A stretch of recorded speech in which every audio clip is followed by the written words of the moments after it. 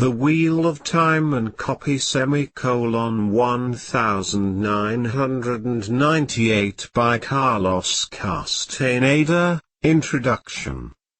This series of specially selected quotations was gathered from the first 8 books that I wrote about the world of the shamans of ancient Mexico. The quotations were taken directly from the explanations given to me as an anthropologist by my teacher and mentor Don Juan Matus, a Yaqui Indian shaman from Mexico. He belonged to a lineage of shamans that traced its origins all the way back to the shamans who lived in Mexico in ancient times. In the most effective manner he could afford, Don Juan Matus ushered me into his world, which was, naturally, the world of those shamans of antiquity. Don Juan was, therefore, in a key position. He knew about the existence of another realm of reality, a realm which was neither illusory, nor the product of outbursts of fantasy. For Don Juan and the rest of his shaman companions, there were 15 of them, the world of the shamans of antiquity was as real and as pragmatic as anything could be. This work started as a very simple attempt to collect a series of vignettes, sayings, and ideas from the lore of those shamans that would be interesting to read and think about. But once the work was in progress, an unforeseeable twist of direction took place. I realized that the quotations by themselves were imbued with an extraordinary impetus. They revealed a covert train of thought that had never been evident to me before. They were pointing out the direction that Don Juan's explanations had taken over the 13 years in which he guided me as an apprentice.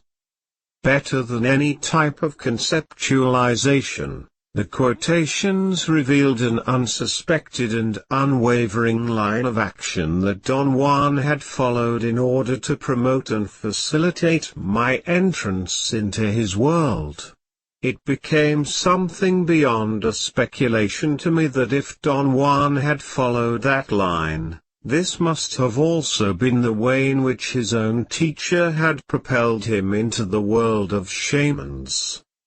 Don Juan Matus's line of action was his intentional attempt to pull me into what he said was another cognitive system. By cognitive system, he meant the standard definition of cognition, the processes responsible for the awareness of everyday life. Processes which include memory, experience, perception, and the expert use of any given syntax. Don Juan's claim was that the shamans of ancient Mexico had indeed a different cognitive system than the average man's. Following all the logic and reasoning available to me as a student of the social sciences, I had to reject his statement. I pointed out to Don Juan time and time again that whatever he was claiming was preposterous. It was, to me, an intellectual aberration at best. It took 13 years of hard labor on his part and on mine to discombobulate my trust in the normal system of cognition that makes the world around us comprehensible to us.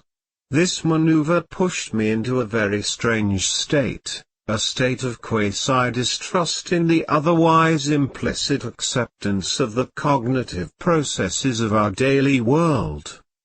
After 13 years of heavy onslaughts, I realized, against my very will, that Don Juan Matus was indeed proceeding from another point of view. Therefore, the shamans of ancient Mexico must have had another system of cognition. To admit this burned my very being. I felt like a traitor. I felt as if I were voicing the most horrendous heresy. When he felt that he had overcome my worst resistance, Don Juan drove his point as far and as deep as he could into me, and I had to admit, without reservations, that in the world of shamans, shaman practitioners judged the world from points of view which were indescribable to our conceptualization devices. For instance, they perceived energy as it flowed freely in the universe, energy free from the bindings of socialization and syntax, pure vibratory energy. They called this act seeing.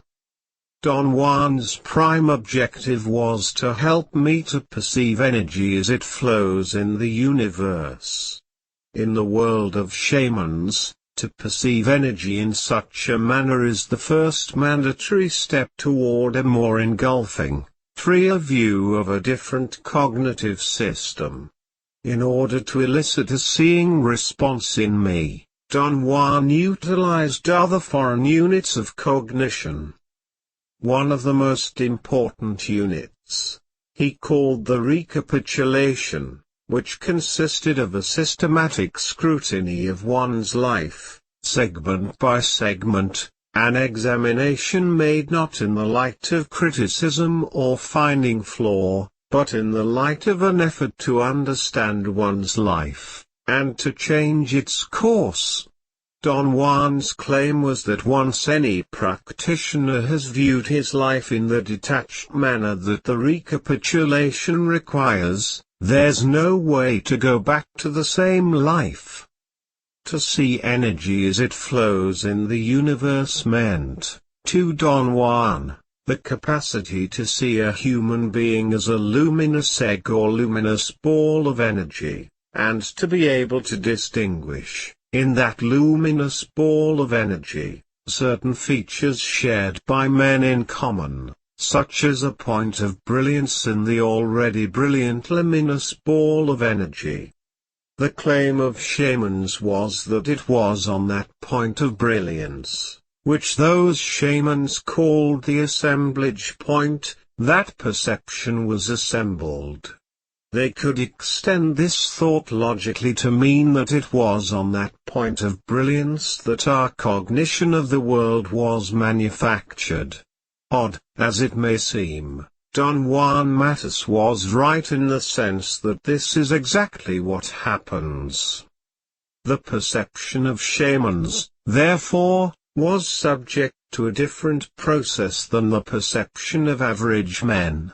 Shamans claimed that perceiving energy directly led them to what they called energetic facts. By energetic fact, they meant a view obtained by seeing energy directly that led to conclusions that were final and irreducible. These facts couldn't be tampered with by speculation, or by trying to fit them into our standard system of interpretation. Don Juan said that for the shamans of his lineage, it was an energetic fact that the world around us is defined by the processes of cognition, and those processes are not unalterable, they are learned, not givens. They are a matter of training, a matter of practicality and usage. This thought was extended further, to another energetic fact: the processes of standard cognition are the product of our upbringing, no more than that. Don Juan Matus knew, beyond the shadow of a doubt, that whatever he was telling me about the cognitive system of the shamans of ancient Mexico was a reality. Don Juan was, among other things, an ogul, which meant, for shaman practitioners, a natural leader, a person who was capable of viewing energetic facts without detriment to his well-being. He was, therefore, capacitated to lead his fellow men successfully into avenues of thought and perception impossible to describe. Considering all the facts that Don Juan had taught me about his cognitive world, I arrived at the conclusion, which was the conclusion that he himself shared, that the most important unit of such a world was the idea of intent. For the shamans of ancient Mexico, intent was a force they could visualize when they saw energy as it flows in the universe.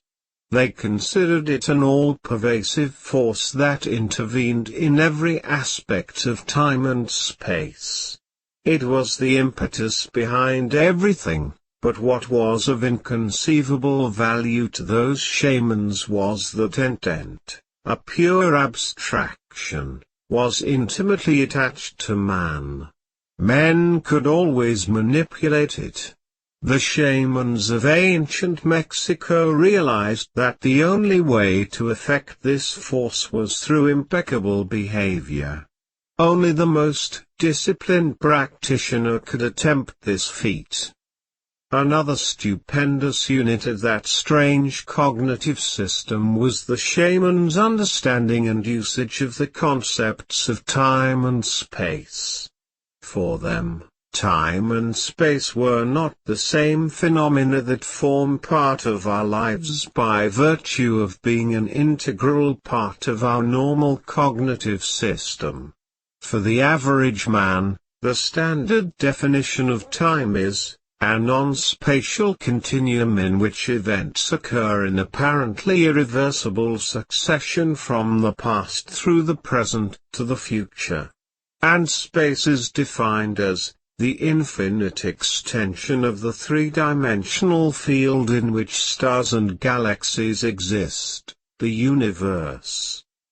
For the shamans of ancient Mexico, time was something like a thought thought by something unrealizable in its magnitude. The logical argument for them was that man, being part of that thought which was thought by forces inconceivable to his mentality, still retained a small percentage of that thought, a percentage which under certain circumstances of extraordinary discipline could be redeemed. Space was, for those shamans, an abstract realm of activity. They called it infinity, and referred to it as the sum total of all the endeavors of living creatures. Space was, for them, more accessible, something almost down to earth. It was as if they had a bigger percentage in the abstract formulation of space. According to the versions given by Don Juan, the shamans of ancient Mexico never regarded time and space as obscure abstracts the way we do. For them, both time and space, although incomprehensible in their formulations, were an integral part of man.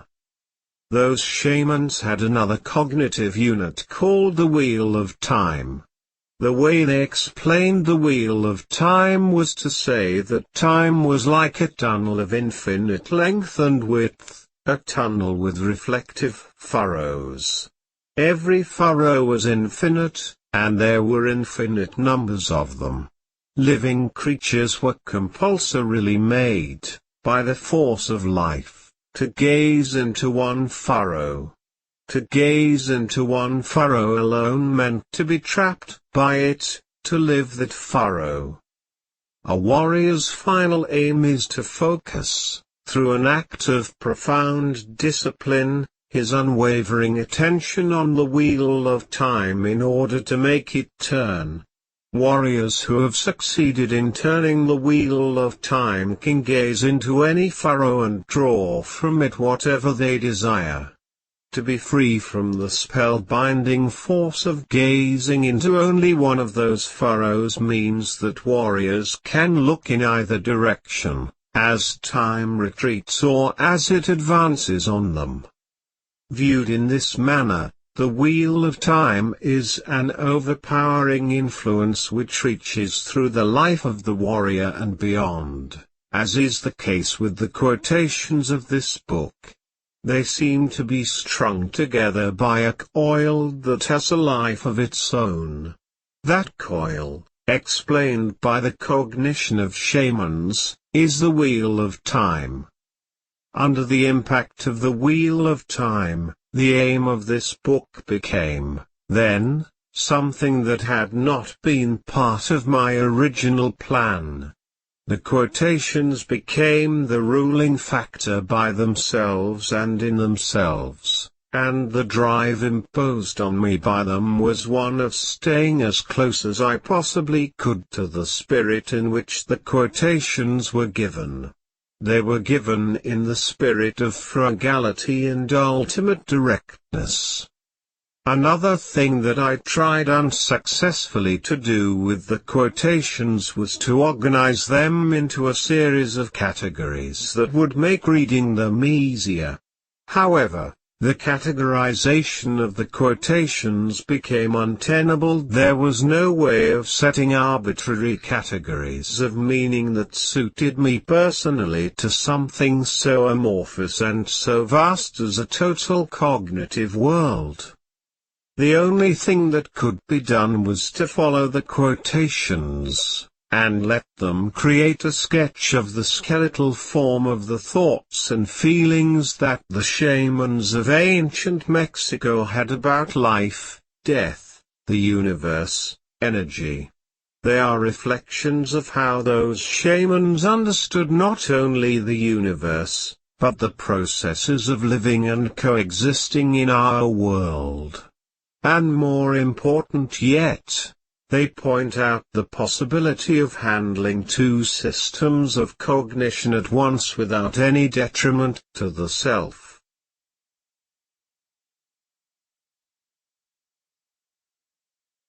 The Wheel of Time and copy (1998) by Carlos Castaneda, quotations from The Teachings of Don Juan.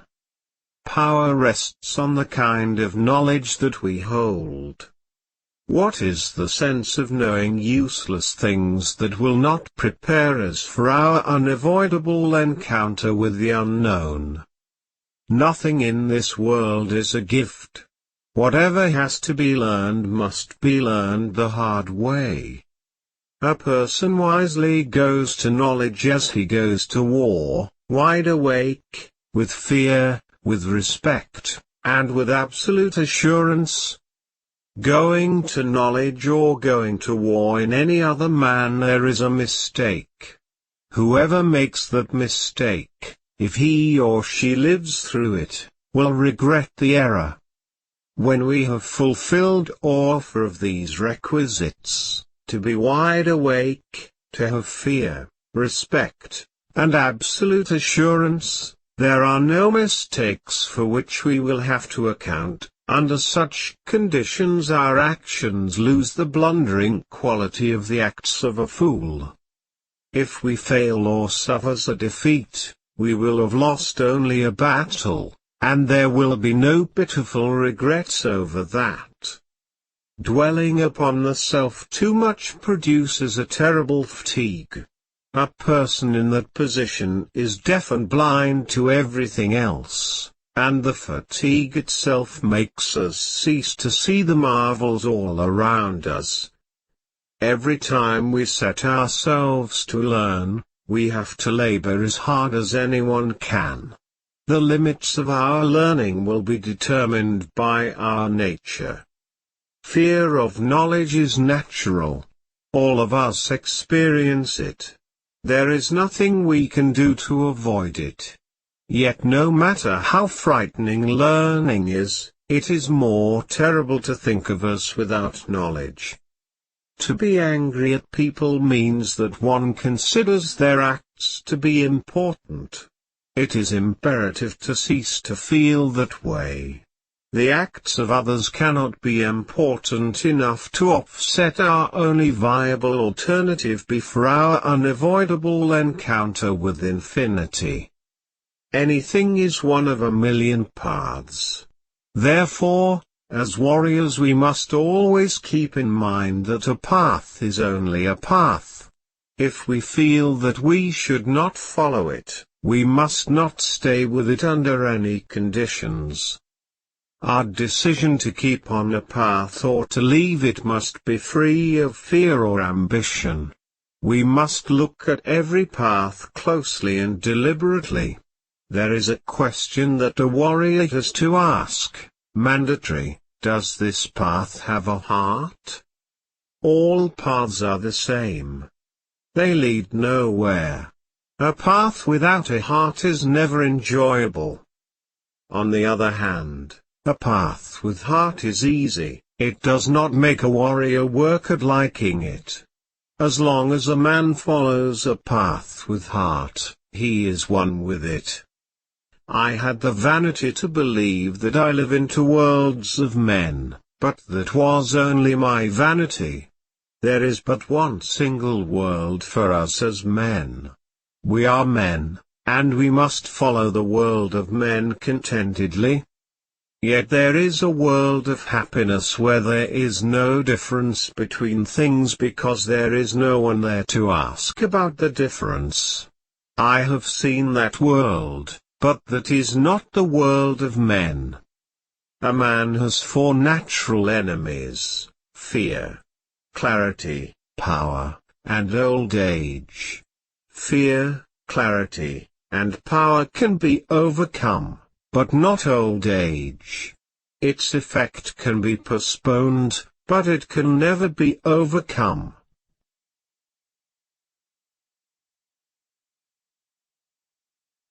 The Wheel of Time and copy *1998 by Carlos Castaneda, commentary on The Teachings of Don Juan. The essence of whatever Don Juan said at the beginning of my apprenticeship is encapsulated in the abstract nature of the quotations selected from the first book, The Teachings of Don Juan. At the time of the events described in that book, Don Juan spoke a great deal about allies, power plants, mescalito, the little smoke, the wind, the spirits of rivers and mountains, the spirit of the chaparral, etc. etc. Later on, when I questioned him about his emphasis on those elements, and why he wasn't using them anymore, he admitted unabashedly that at the beginning of my apprenticeship, he had gone into all that pseudo-Indian shaman rigmarole for my benefit. I was flabbergasted. I wondered how he could make such a statement which I felt was obviously not true. Yet he had really meant what he said about those elements of his world, and I was certainly the man who could attest to the veracity of his words and moods. "Don't take it so seriously," he said, laughing. "It was very enjoyable for me to get into all that crap, and it was even more enjoyable because I knew that I was doing it for your benefit." For my benefit, Don Juan? What kind of aberration is this? Yes, for your benefit.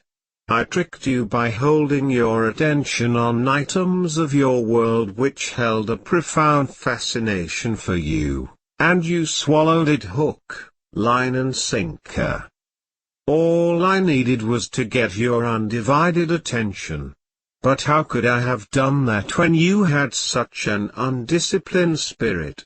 You yourself told me time and time again that you stayed with me because you found what I said about the world fascinating. What you didn't know how to express was that the fascination that you felt was based on the fact that you vaguely recognized every element I was talking about. You thought that the vagueness was, of course, shamanism, and you went for it, meaning you stayed. Do you do this to everybody, Don Juan? not to everybody, because not everybody comes to me, and above all, I'm not interested in everybody. I was and I am interested in you, you alone. My teacher, the Nogul Julian, tricked me in a similar way. He tricked me with my sensuality and greed. He promised to get me all the beautiful women who surrounded him, and he promised to cover me with gold. He promised me a fortune, and I fell for it. All the shamans of my lineage had been tricked that way since time immemorial. The shamans of my lineage are not teachers or gurus. They don't give a fig about teaching their knowledge.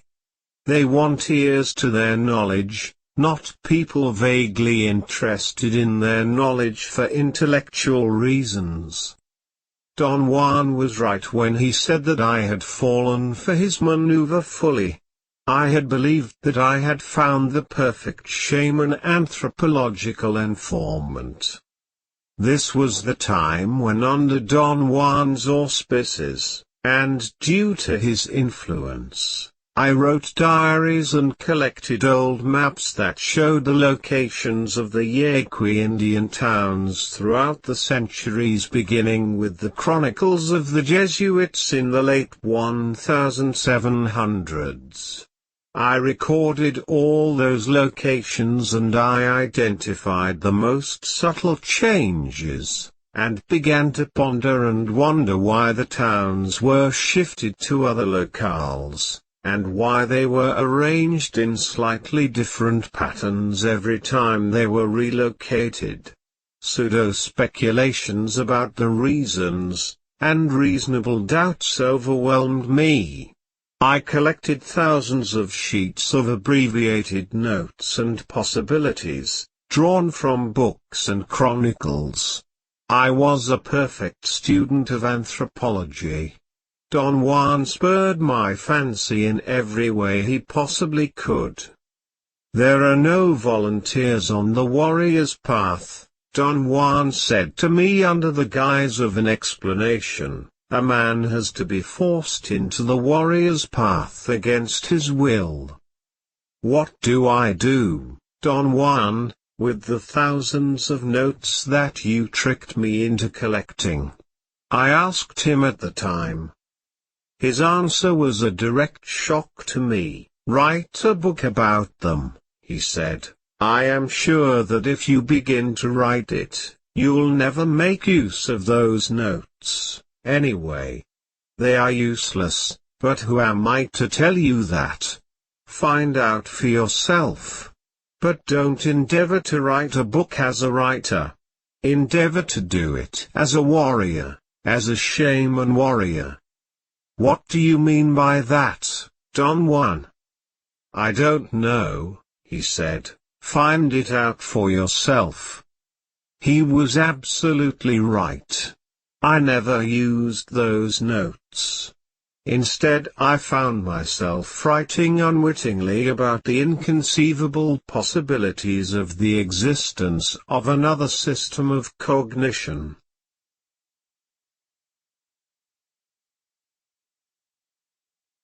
The Wheel of Time and Copy (1998) by Carlos Castaneda. Quotations from A Separate Reality. A warrior knows that he is only a man. His only regret is that his life is so short that he can't grab onto all the things that he would like to. But for him, this is not an issue, it's only a pity. Feeling important makes one heavy, clumsy and vain.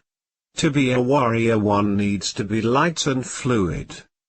When they are seen as fields of energy, human beings appear to be like fibers of light, like white cobwebs, very fine threads that circulate from the head to the toes. Thus to the eye of a seer, a person looks like an egg of circulating fibers. Arms and legs are like luminous bristles bursting out in all directions. The seer sees that every man is in touch with everything else, not through his hands, but through a bunch of long fibers that shoot out in all directions from the center of his abdomen. Those fibers join a man to his surroundings, they keep his balance, they give him stability. When a warrior learns to see, he sees that a human being is a luminous egg, whether a beggar or a king. There is no way to change anything, or rather, what could be changed in that luminous egg? What? A warrior never worries about his fear. Instead, he thinks about the wonders of seeing the flow of energy. The rest is frills, unimportant frills. Only a crackpot would undertake the task of becoming a man of knowledge of his own accord. A sober-headed man has to be tricked into doing it. There are scores of people who would gladly undertake the task, but those don't count. They are usually cracked. They are like gourds that look fine from the outside and yet they would leak the minute you put pressure on them, the minute you filled them with water. When a man is not concerned with seeing, things look very much the same to him every time he looks at the world. When he learns to see, on the other hand, nothing is ever the same every time he sees it, and yet it is the same. To the eye of a seer, a man is like an egg. Every time he sees the same man he sees a luminous egg, yet it is not the same luminous egg. The shamans of ancient Mexico gave the name allies to inexplicable forces that acted upon them. They called them allies because they thought they could use them to their heart's content. That notion nearly proved fatal to those shamans because what they called an ally is a being without corporeal essence that exists in the universe. Modern-day shamans call them inorganic beings. To ask what function the allies have is like asking what we men do in the world. We are here, that's all. The allies are here like us, and maybe they were here before us. The most effective way to live is as a warrior. A warrior may worry and think before making any decision, but once he makes it, he goes on his way free from worries or thoughts, knowing there will be a million other decisions still awaiting him. That's the warrior's way. Warriors thinks of our death when things become unclear. The idea of death is the only thing that tempers our spirit. Death is everywhere. It may be the headlights of a car on a hilltop in the distance behind. They may remain visible for a while, and disappear into the darkness as if they had been scooped away, only to appear on another hilltop, and then disappear again. Those are the lights on the head of death. Death puts them on like a hat and then shoots off on a gallop, gaining on us, getting closer and closer. Sometimes it turns off its lights. But death never stops. A warrior must know first that his acts are useless, and yet, he must proceed as if he didn't know it. That's a shaman's controlled folly. The eyes of man can perform two functions. One is seeing energy at large as it flows in the universe, and the other is looking at things in this world. Neither of these functions is better than the other. However, to train the eyes only to look is a shameful and unnecessary loss. A warrior lives by acting, not by thinking about acting, nor by thinking about what he will think when he has finished acting.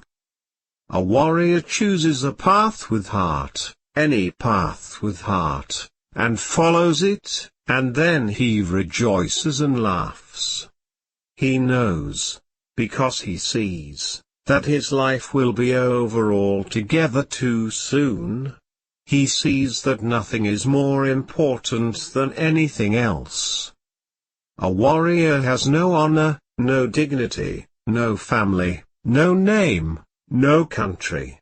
He has only life to be lived. Under these circumstances, his only tie to his fellow men is his controlled folly.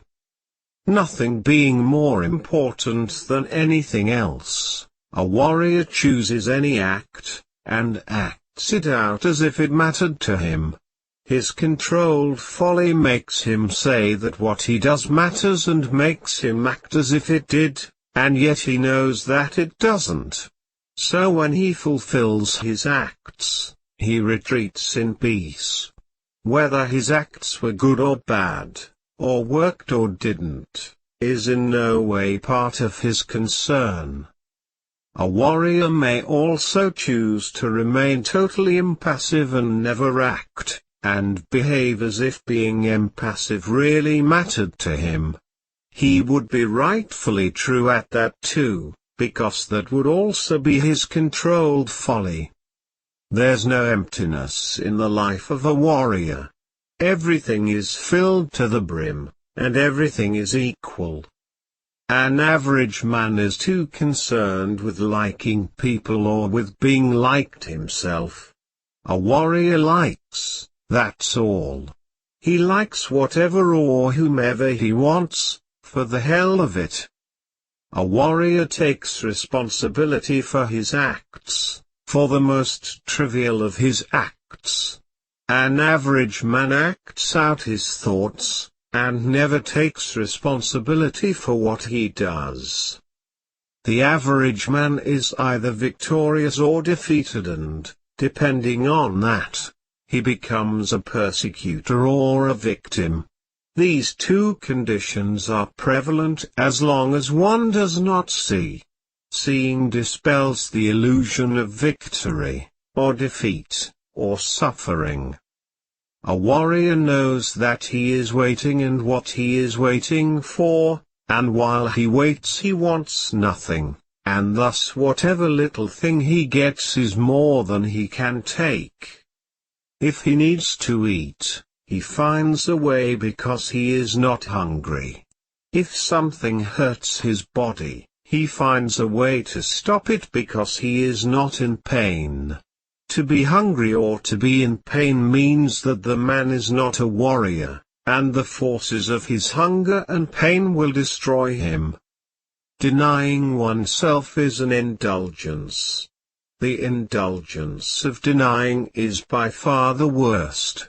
It forces us to believe that we are doing great things, when in effect we are only fixed within ourselves.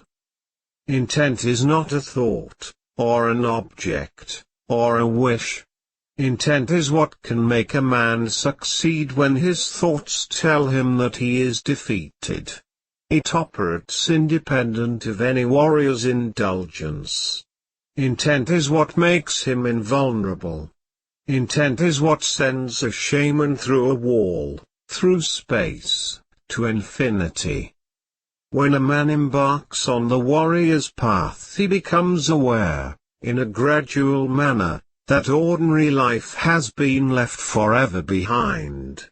The means of the ordinary world are no longer a buffer for him, and he must adopt a new way of life if he is going to survive. Every bit of knowledge that becomes power has death as its central force.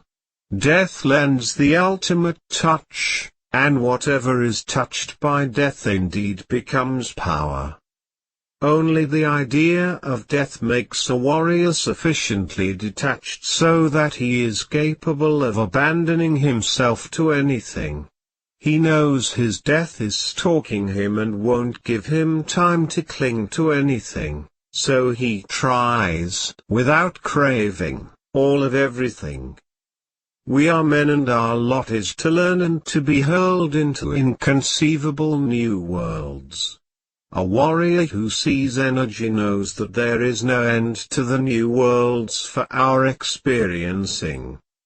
Don Juan told me, death is at whirl, death is a shiny cloud over the horizon, death is me talking to you, death is you and your writing pad, death is nothing.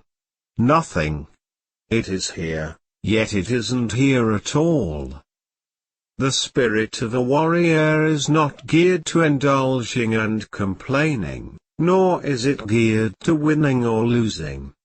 The spirit of a warrior is geared only to struggle, and every struggle is a warrior's last battle on earth.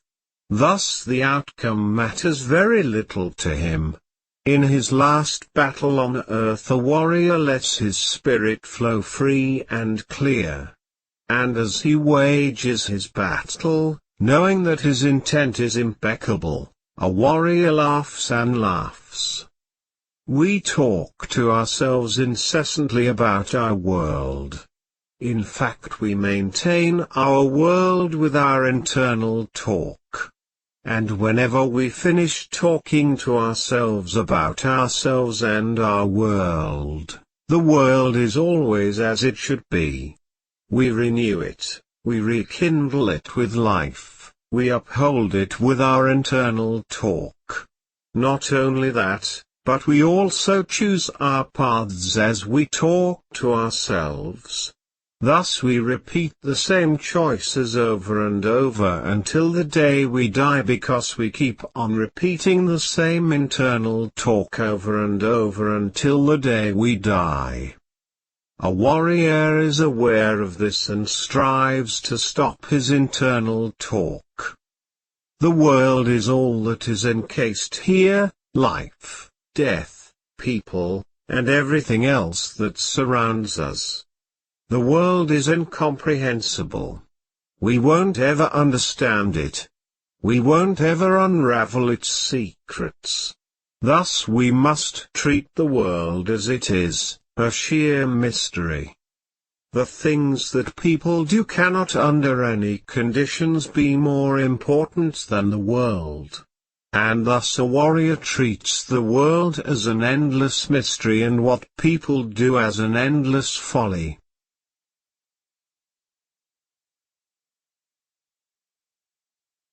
The Wheel of Time and copy *1998 by Carlos Castaneda, commentary on, A Separate Reality.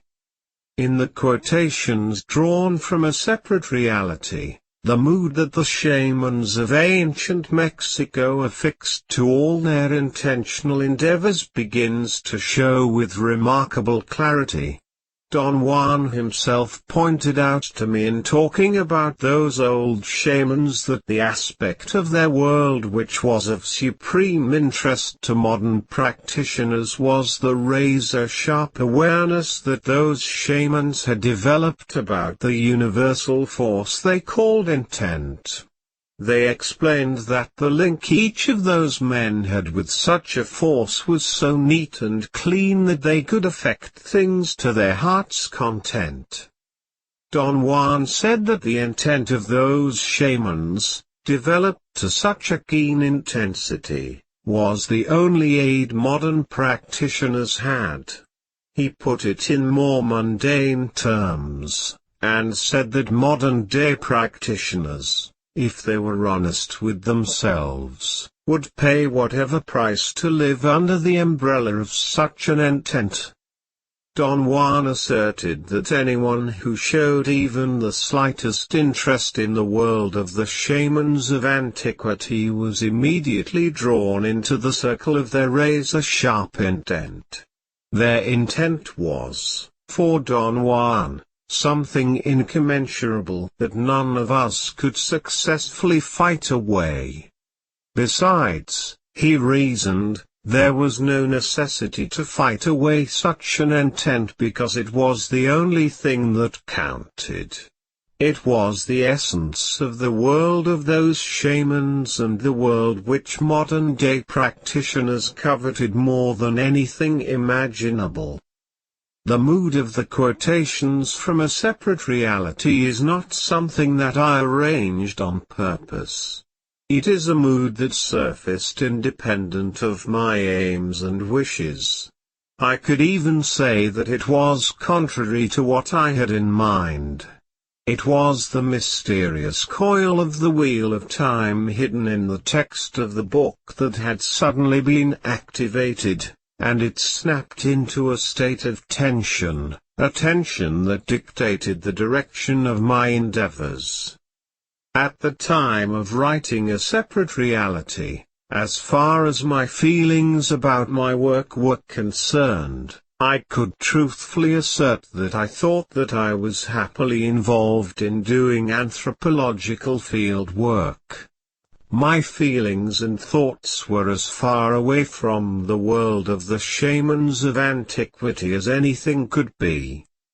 Don Juan had a different opinion. Being a seasoned warrior, he knew that I couldn't possibly extricate myself from the magnetic pull that the intent of those shamans had created. I was drowning in it, whether or not I believed in it or wished for it. This state of affairs brought about a subliminal anxiety on my part. It was not an anxiety I could define or pinpoint, or was even aware of. It permeated my acts without the possibility of my consciously dwelling on it, or seeking an explanation. In retrospect, I can only say that I was deadly afraid, although I couldn't determine what I was afraid of. I tried many times to analyze this sensation of fear, but I would immediately get fatigued, bored.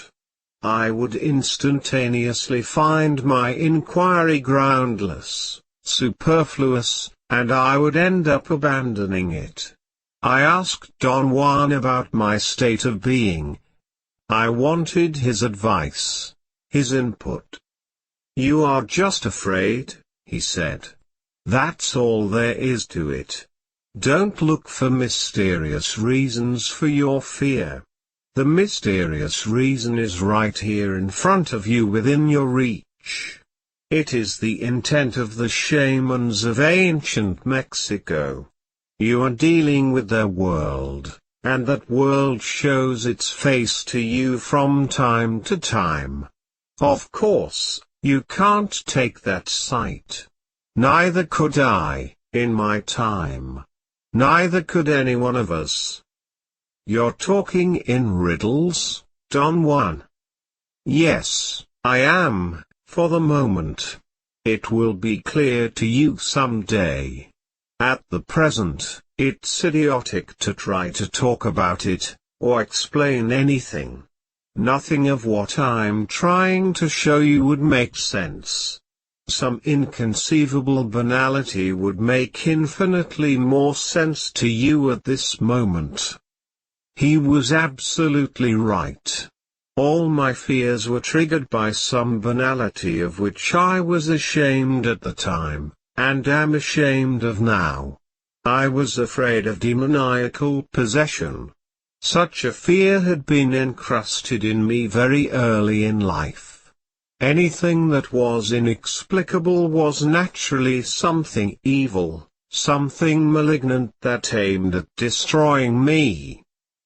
The more poignant Don Juan's explanations of the world of the ancient shamans became, the greater my sensation of needing to protect myself. This sensation was not something that could be verbalized. It was, rather than the need to protect the self, the need to protect the veracity and the undeniable value of the world in which we human beings live. To me, my world was the only recognizable world. If it was threatened, there was an immediate reaction on my part, a reaction that manifested itself in some quality of fear that I will be forever at a loss to explain. This fear was something one must feel in order to grasp its immensity. It was not the fear of dying or of being hurt. It was, rather, something immeasurably deeper than that. It was so deep that any shaman practitioner would be at a loss trying even to conceptualize it. You have come, in a roundabout way, to stand directly in front of the warrior, Don Juan said. At that time, he emphasized to no end the concept of the warrior. He said that the warrior was, of course, much more than a mere concept.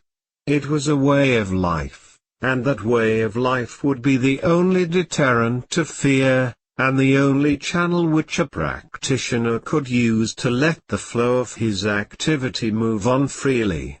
Without the concept of the warrior, the stumbling blocks on the path of knowledge were impossible to overcome. Don Juan defined the warrior as the fighter par excellence. It was a mood facilitated by the intent of the shamans of antiquity, a mood into which any man could enter. The intent of those shamans, Don Juan said, was so keen, so powerful that it would solidify the structure of the warrior in anyone who tapped it, even though they might not be aware of it. In short, the warrior was, for the shamans of ancient Mexico, a unit of combat so tuned to the fight around him, so extraordinarily alert that in his purest form, that he needed nothing superfluous to survive. There was no necessity to make gifts to a warrior, or to prop him up with talk or actions, or to try to give him solace and incentive. All of those things were included in the structure of the warrior itself. Since that structure was determined by the intent of the shamans of ancient Mexico, they made sure that anything foreseeable would be included. The end result was a fighter who fought alone, and who drew from his own silent convictions all the impulse he needed to forge ahead, without complaints, without the necessity to be praised. Personally, I found the concept of the warrior fascinating, and, at the same time, one of the most frightening things I had ever encountered. I thought it was a concept that, if I adopted it, would bind me into servitude, and wouldn't give me the time or the disposition to protest, examine or complain. Complaining had been my lifelong habit, and truthfully, I would have fought tooth and nail not to give it up. I thought that complaining was the sign of a sensitive, courageous, forthright man who has no qualms in stating his facts, his likes and dislikes. If all of that was going to turn into a fighting organism, I stood to lose more than I could afford. These were my inner thoughts. And yet, I coveted the direction, the peace, and the efficiency of the warrior. One of the great aids that the shamans of ancient Mexico employed in establishing the concept of the warrior was the idea of taking our death as a companion, a witness to our acts. Don Juan said that once that premise is accepted in whatever mild form, a bridge is formed which extends across the gap between our world of daily affairs and something that is in front of us, but has no name, something that is lost in a fog, and doesn't seem to exist, something so terribly unclear that it cannot be used as a point of reference, and yet, it is there, undeniably present. Don Juan claimed that the only being on earth capable of crossing over that bridge was the warrior, silent in his struggle, undetainable because he has nothing to lose, functional and efficacious because he has everything to gain.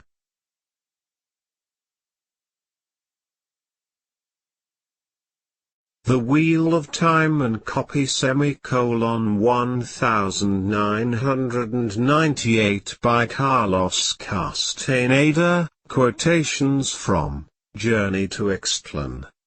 We hardly ever realize that we can cut anything out of our lives, anytime, in the blink of an eye.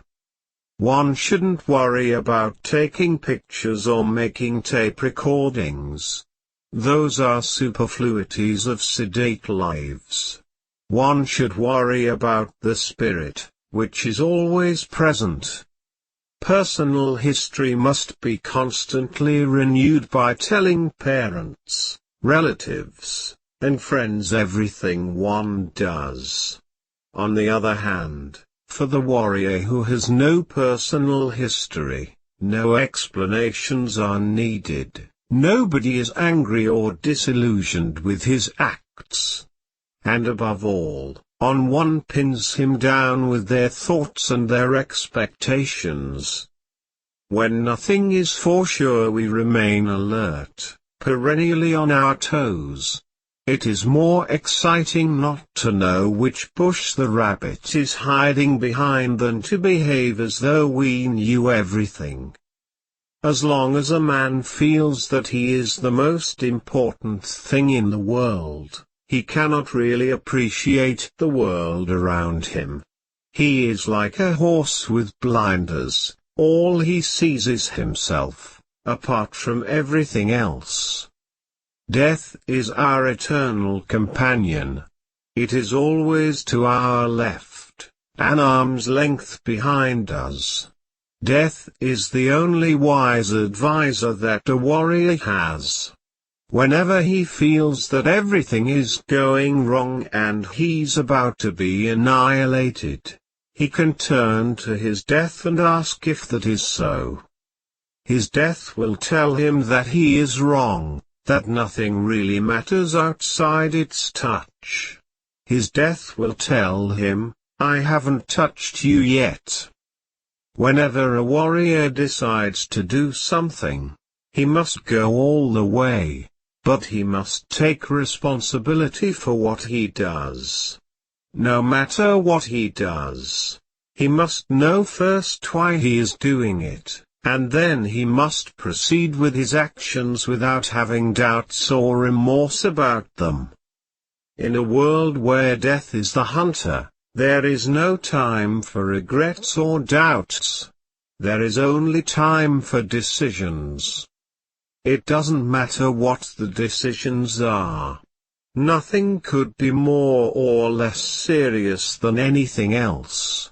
In a world where death is the hunter, there are no small or big decisions. There are only decisions that a warrior makes in the face of his inevitable death. A warrior must learn to be available and unavailable at the precise turn of the road. It is useless for a warrior to be unwittingly available at all times, as it is useless for him to hide when everybody knows that he is hiding. For a warrior, to be inaccessible means that he touches the world around him sparingly, then moves away. He deliberately avoids exhausting himself and others. He doesn't use and squeeze people until they have shriveled to nothing, especially the people he loves. Once a man worries, he clings to anything out of desperation, and once he clings he is bound to get exhausted or to exhaust whomever or whatever he is clinging to. A warrior hunter, on the other hand, knows he will lure game into his traps over and over again, so he doesn't worry. To worry is to become accessible, unwittingly accessible. A warrior hunter deals intimately with his world, and yet he is inaccessible to that same world.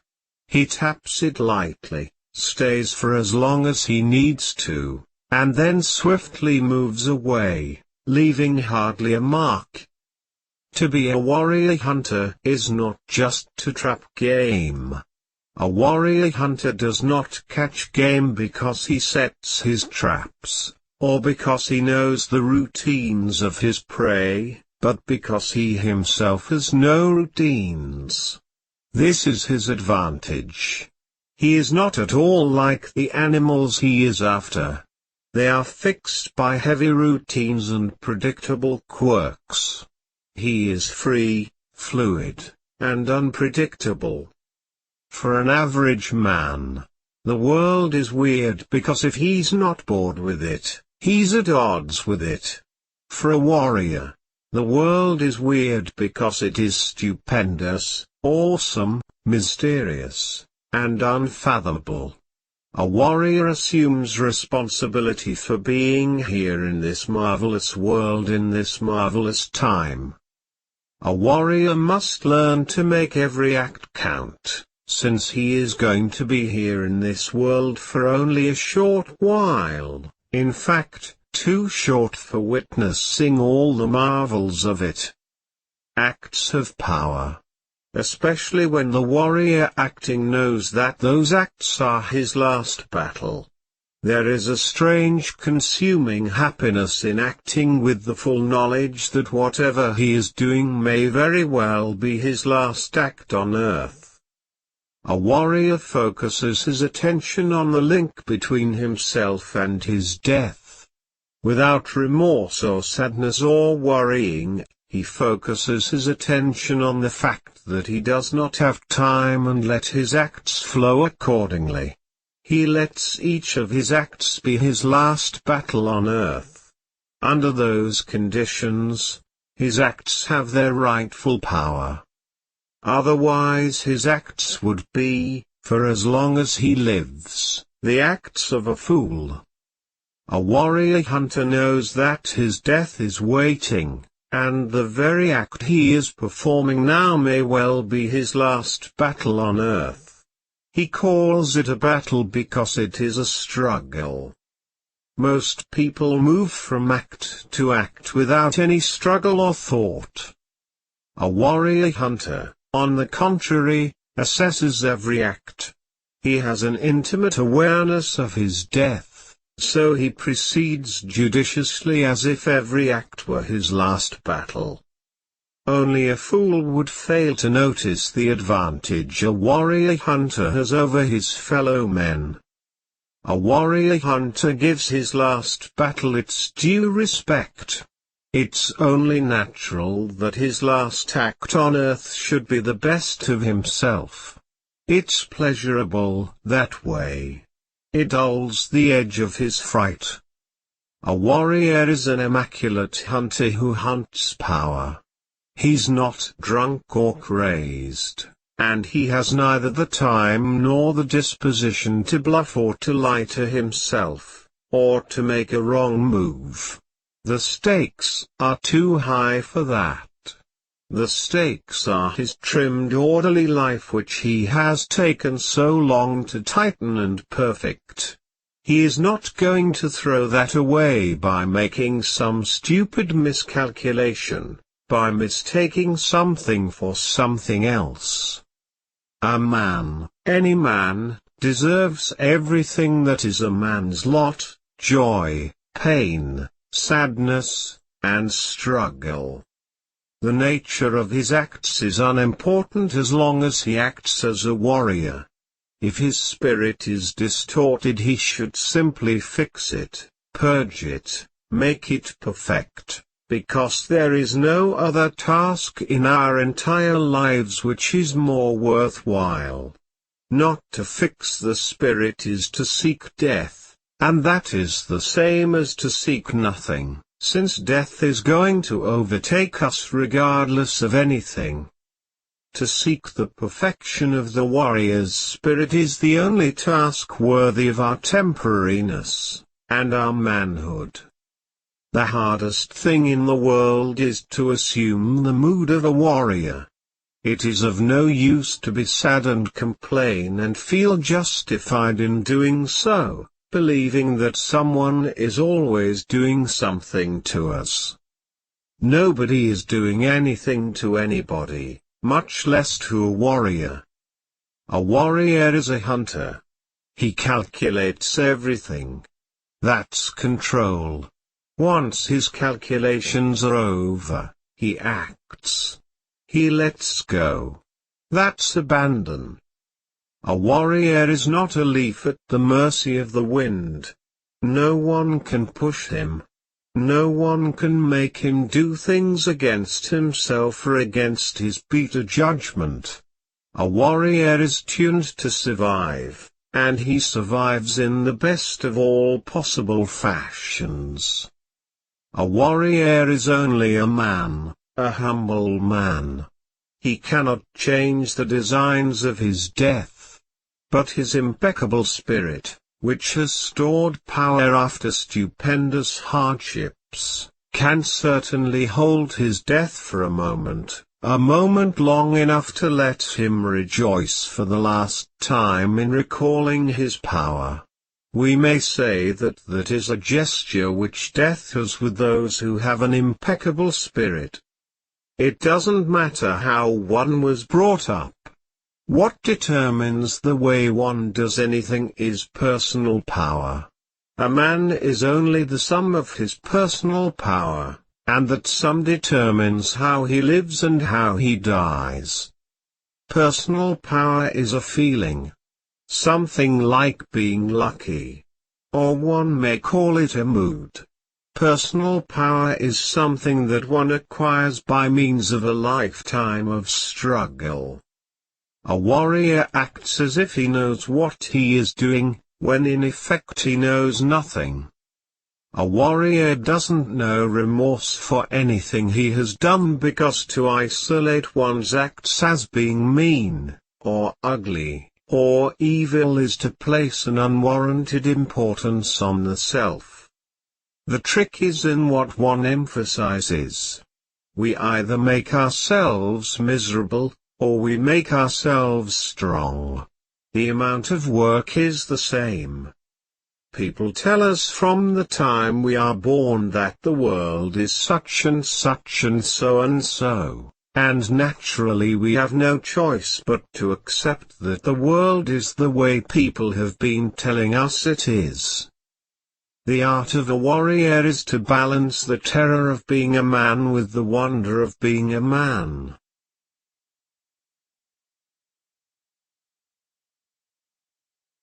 The Wheel of Time and copy *1998 by Carlos Castaneda, commentary on, Journey to Ixtlan.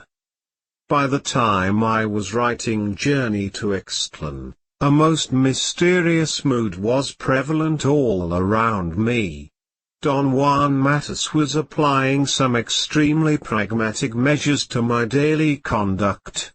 He had outlined some steps of action that he wanted me to follow rigorously. He had given me 3 tasks which had only the vaguest references to my world of everyday life, or to any other world. He wanted me to endeavor in my daily world to erase my personal history by any means conceivable. Then, he wanted me to stop my routines, and finally, he wanted me to dethrone my sense of self-importance. How am I going to accomplish all this, Don Juan? I asked him. I have no idea, he responded. None of us has any idea of how to do that pragmatically and effectively. Yet, if we start the work, we will accomplish it without ever knowing what came to aid us. The difficulty that you encounter is the same difficulty that I encountered myself, he went on. I assure you that our difficulty is born out of the total absence in our lives of the idea that would spur us to change. At the time that my teacher gave me this task, all I needed in order to make it work was the idea that it could be done. Once I had the idea, I accomplished it, without knowing how. I recommend that you do the same. I went into the most contorted complaints, alluding to the fact that I was a social scientist accustomed to practical directions that had substance to them, not to something vague which was dependent on magical solutions rather than practical means. Say whatever you want, Don Juan responded, laughing. Once you're through complaining, forget about your qualms and do what I have asked you to do. Don Juan was right. All that I needed, or rather, all that a mysterious part of me which was not overt needed, was the idea. The me that I had known through all my life needed infinitely more than the idea. It needed coaching, spurring, direction. I became so intrigued by my success that the tasks of erasing my routines, losing my self-importance and dropping my personal history became a sheer delight. You are smack in front of the warrior's way, Don Juan said by way of explanation for my mysterious success. Slowly and methodically, he had guided my awareness to focus more and more intensely on an abstract elaboration of the concept of the warrior that he called the warrior's way, the warrior's path. He explained that the warrior's way was a structure of ideas established by the shamans of ancient Mexico. Those shamans had derived their construct by means of their ability to see energy as it flows freely in the universe.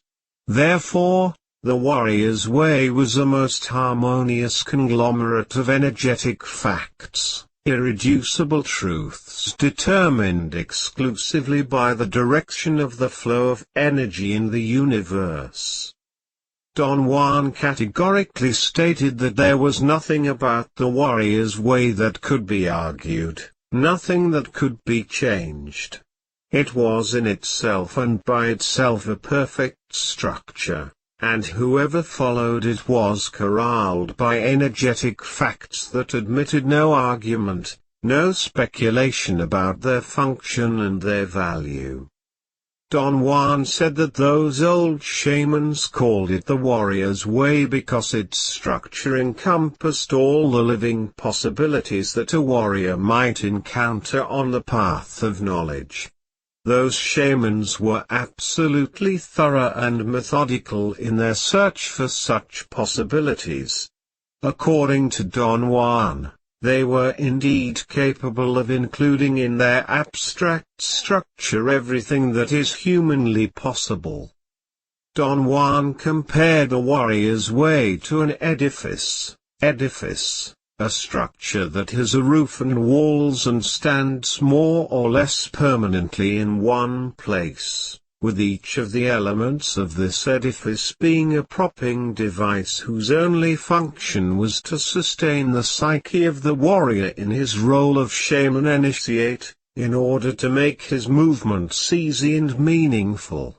He stated unequivocally that the warrior's way was the essential construct without which shaman initiates would be shipwrecked in the immensity of the universe. Don Juan called the warrior's way the crowning glory of the shamans of ancient Mexico. He viewed it as their most important contribution, the essence of their sobriety. Is the warrior's way that overwhelmingly important, Don Juan? I asked him once. Overwhelmingly important is a euphemism. The warrior's way is everything. It is the epitome of mental and physical health. I cannot explain it in any other way. For the shamans of ancient Mexico to have created such a structure means to me that they were at the height of their power, the peak of their happiness, the apex of their joy. On the level of pragmatic acceptance or rejection in which I thought I was submerged at the time, to embrace the warrior's path thoroughly and unbiasedly was nothing short of an impossibility for me. The more Don Juan explained the warrior's path, the more intense the sensation I had that he was indeed plotting to overthrow all my balance. Don Juan's guidance was, therefore, covert. It manifested itself with stupendous clarity, however, in the quotations drawn from Journey to Ixtlan. Don Juan had advanced on me in leaps and bounds at tremendous speed, without my being aware of it, and was suddenly breathing down my neck. I thought time and time again that I was either on the verge of accepting, in a bona fide manner, the existence of another cognitive system, or I was so thoroughly indifferent that I didn't care whether it happened one way or the other. Of course, there was always the option of running away from all that, but it wasn't tenable. Somehow, Don Juan's ministrations, or my heavy use of the concept of the warrior had hardened me to the point that I was no longer that afraid. I was caught, but really, it made no difference. All I knew was that I was there with Don Juan for the duration.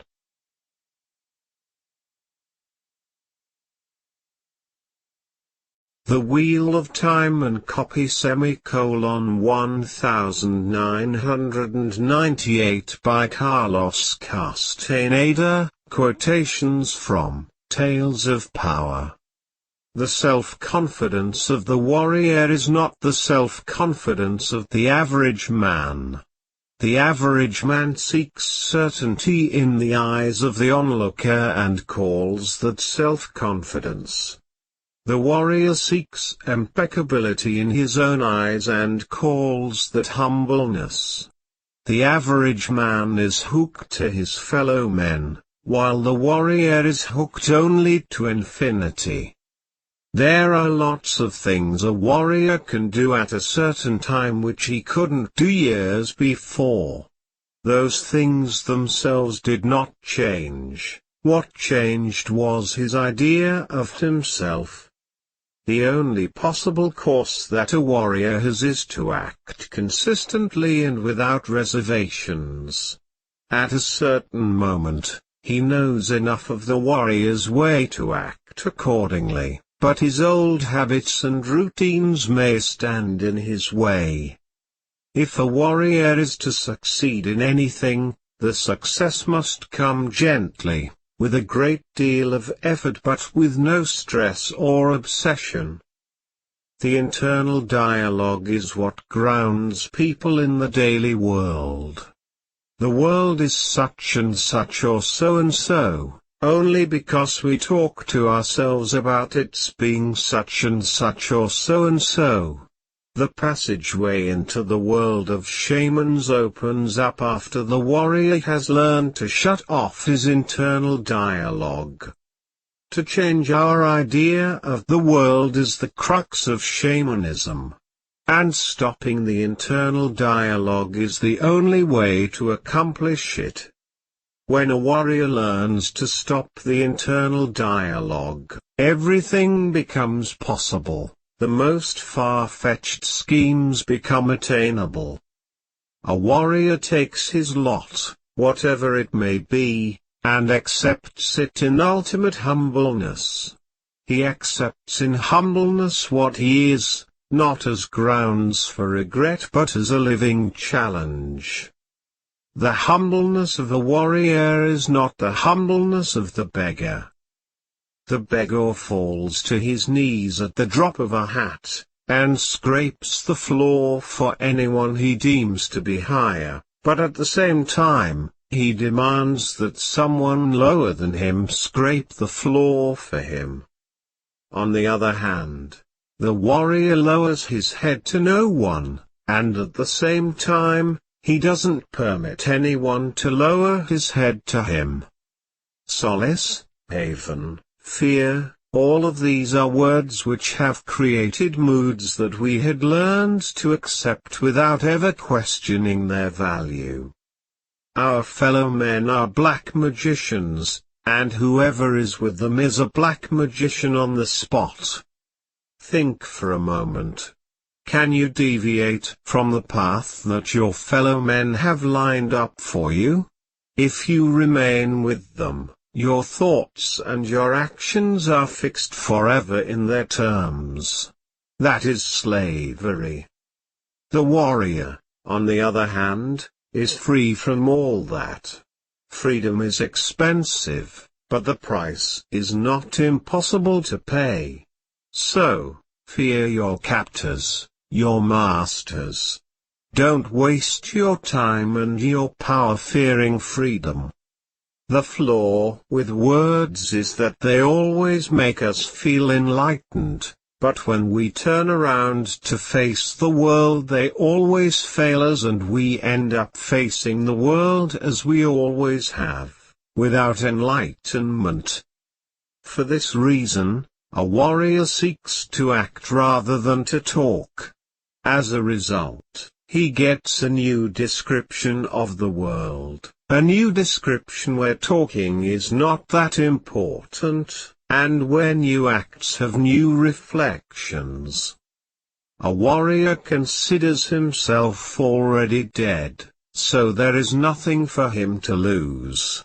The worst has already happened to him. Therefore he's clear and calm. Judging him by his acts or by his words, one would never suspect that he has witnessed everything. Knowledge is a most peculiar affair, especially for a warrior. Knowledge for a warrior is something that comes at once, engulfs him, and passes on. Knowledge comes to a warrior, it might be described, floating like specks of gold dust, the same dust that covers the wings of moths. So for a warrior, knowledge is like being rained on by specks of golden dust. Whenever the internal dialogue stops, the world collapses, and extraordinary facets of ourselves surface as though they had been kept heavily guarded by our words. The world is unfathomable, as are we, as is every being that exists in the world. Warriors do not win victories by beating their heads against walls, but by overtaking the walls. Warriors jump over walls, they don't demolish them. A warrior must cultivate the feeling that he has everything needed for the extravagant journey that is his life. What counts for a warrior is being alive. Life in itself is sufficient, self-explanatory and complete. Therefore, one may say without being presumptuous that the experience of experiences is being alive. An average man thinks that indulging in doubts and tribulations is the sign of sensitivity and spirituality. The truth of the matter is that the average man is the farthest thing imaginable from being sensitive. His puny reason deliberately makes itself into a monster or a saint, but it is truthfully too little for such a big monster or sound mold. To be a warrior is not a simple matter of wishing to be one. It is rather an endless struggle that will go on to the very last moment of our lives. Nobody is born a warrior, in exactly the same way that nobody is born an average man. We make ourselves into one or the other. A warrior dies the hard way. His death must struggle to take him. A warrior does not give himself to death so easily. Human beings are not objects. They have no solidity. They are round, luminous beings. They are boundless. The world of objects and solidity is only a description that was created to help them to make their passage on earth convenient. Human beings' reason makes them forget that the description is only a description, and before they realize it, human beings have entrapped the totality of themselves in a vicious circle from which they rarely emerge in their lifetimes. Human beings are perceivers, but the world that they perceive is an illusion created by the description that was told to them from the moment they were born. So in essence, the world that their reason wants to sustain is the world created by a description and its dogmatic and inviolable rules, which their reason learns to accept and defend. Our concealed treasure as luminous beings is that we have something which is almost never used: intent. The maneuver of shamans is similar to the maneuver of the average man. Both have a description of the world. The average man upholds it with his reason and the shaman upholds it with his intent.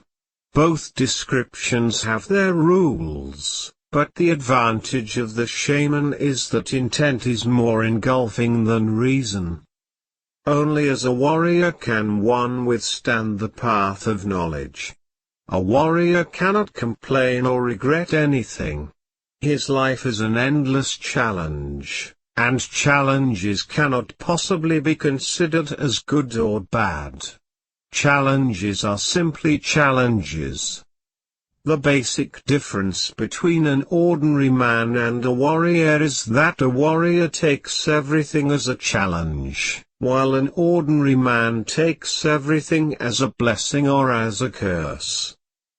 The trump card of the warrior is that he believes without believing. But obviously a warrior can't just say he believes and let it go at that. That would be too easy. To just believe without any exertion would exonerate him from examining his situation. Whenever a warrior has to involve himself in matters of believing, he chooses.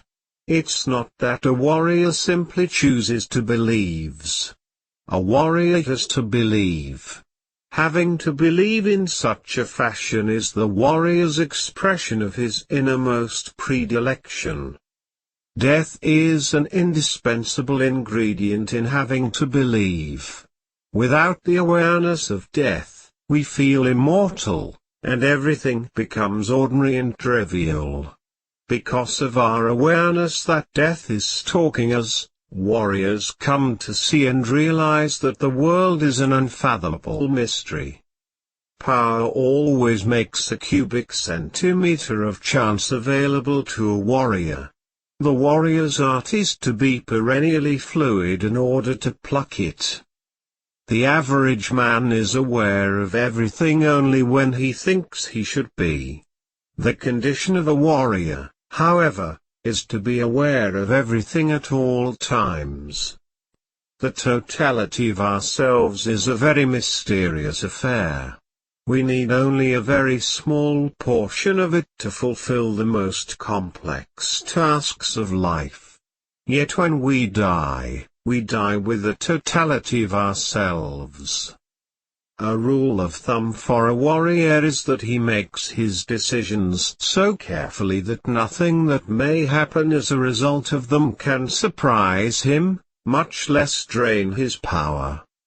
When a warrior makes the decision to take action, he should be prepared to die. If he is prepared to die, there shouldn't be any pitfalls, any unwelcome surprises, any unnecessary acts. everything should gently fall into place because he is expecting nothing. A warrior, as a teacher, must first of all teach about the possibility of acting without believing, without expecting rewards, acting just for the hell of it.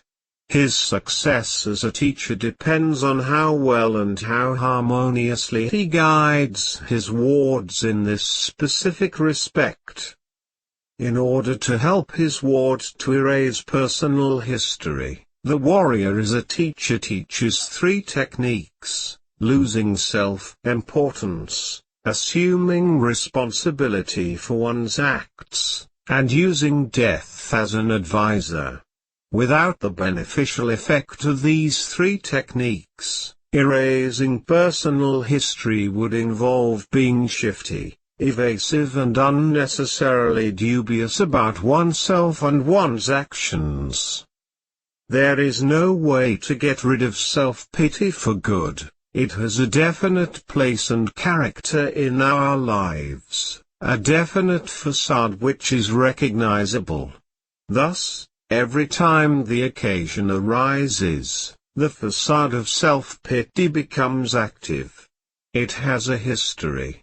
But if one changes the facade, one shifts its place of prominence.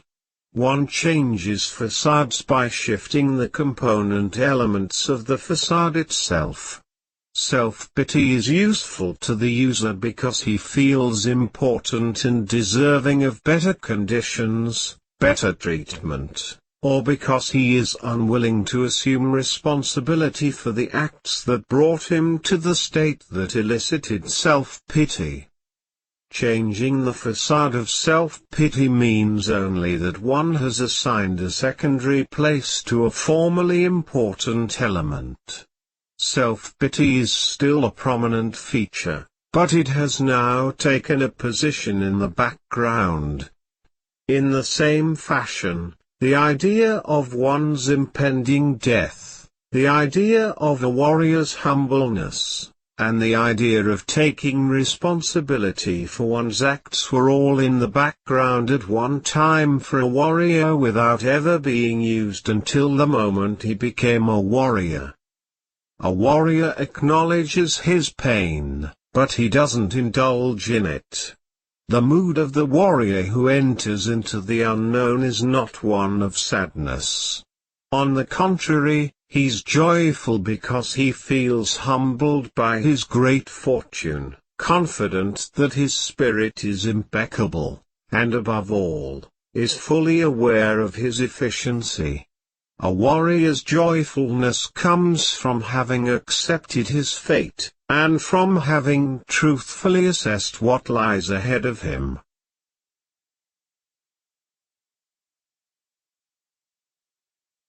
The Wheel of Time and copy (1998) by Carlos Castaneda, commentary on Tales of Power. Tales of Power is the mark of my ultimate downfall. At the time that the events narrated in that book took place, I suffered a profound emotional upheaval, a warrior's breakdown. Don Juan Matus left this world, and left his 4 apprentices in it.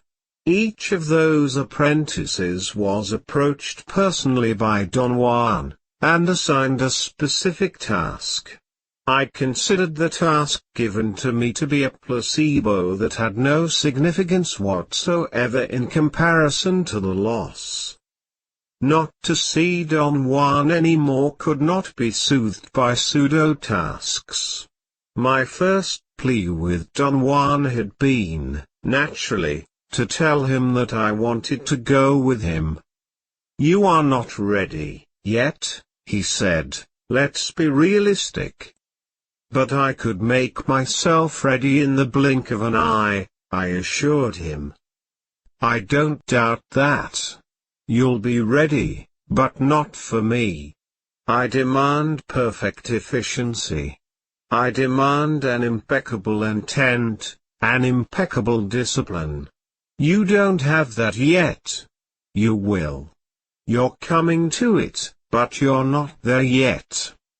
You have the power to take me, Don Juan. Raw and imperfect. I suppose I do, but I won't, because it would be a shameful waste for you. You stand to lose everything, take my word. Don't insist. Insisting is not in the realm of warriors. That statement was sufficient to stop me. Internally, however, I yearned to go with him, to venture beyond the boundaries of everything that I knew as normal and real. When the moment came in which Don Juan actually left the world, he turned into some colored, vaporous luminosity. He was pure energy, flowing freely in the universe. My sensation of loss was so immense at that moment that I wanted to die. I disregarded everything Don Juan had said, and without any hesitation, I proceeded to throw myself off a precipice. I reasoned that if I did that, in death, Don Juan would have been obliged to take me with him, and save whatever bit of awareness was left in me. But for reasons that are inexplicable when viewed from the premises of my normal cognition, though explicable from the cognition of the shaman's world, I didn't die. I was left alone in the world of everyday life with my three cohorts, something which made my loneliness more poignant than ever. I saw myself as an agent provocateur, a secret agent who incites suspected persons to commit illegal acts, a spy of sorts, that Don Juan had left behind for some obscure reasons. The quotations drawn from the Corpus Corpus, a collection of writings, of tales of power show the unknown quality of the world, not the world of shamans, but the world of everyday life, which, according to Don Juan, is as mysterious and rich as anything can be. All we need to pluck the wonders of this world of everyday life is enough detachment.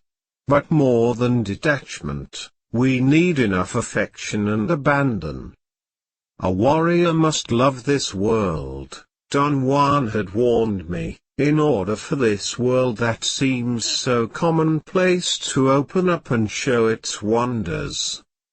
We were, at the time that he voiced this statement, in the desert of Sonora.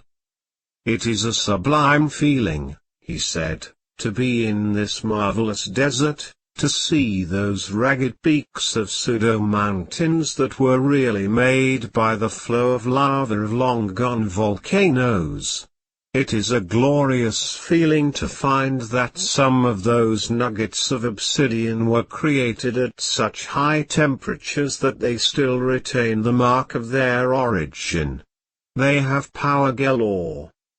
To wander aimlessly in those ragged peaks and actually find a piece of quartz that picks up radio waves is extraordinary. The only drawback to this marvelous picture is that to enter into the marvels of this world, or into the marvels of another world, a man needs to be a warrior, calm, collected, indifferent, seasoned by the onslaughts of the unknown. You are not seasoned that way yet. Therefore, it is your duty to seek that fulfillment before you could talk about venturing into the infinite. I have spent 35 years of my life seeking the maturity of a warrior. I have gone to places that defy description seeking that sensation of being seasoned by the onslaughts of the unknown. I went unobtrusively, unannounced, and I came back in the same fashion. The works of warriors are silent and solitary, and when warriors go, or come back, They do it so inconspicuously that nobody is the wiser. To seek a warrior's maturity in any other fashion would be ostentatious, intended to attract notice and impress others, and therefore, inadmissible. The quotations from Tales of Power were the most poignant reminder to me that the intent of the shamans who lived in Mexico in ancient times was still impeccably at work. The wheel of time was moving inexorably around me, forcing me to look into grooves which one cannot talk about and still remain coherent. Suffice it to say, Don Juan said to me once, that the immensity of this world, be it the shaman's world or the average man's, is so conspicuous that only an aberration could keep us from noticing it.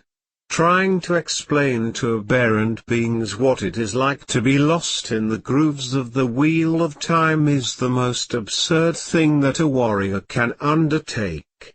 Therefore, he makes sure that his journeys are only the property of his condition of being a warrior.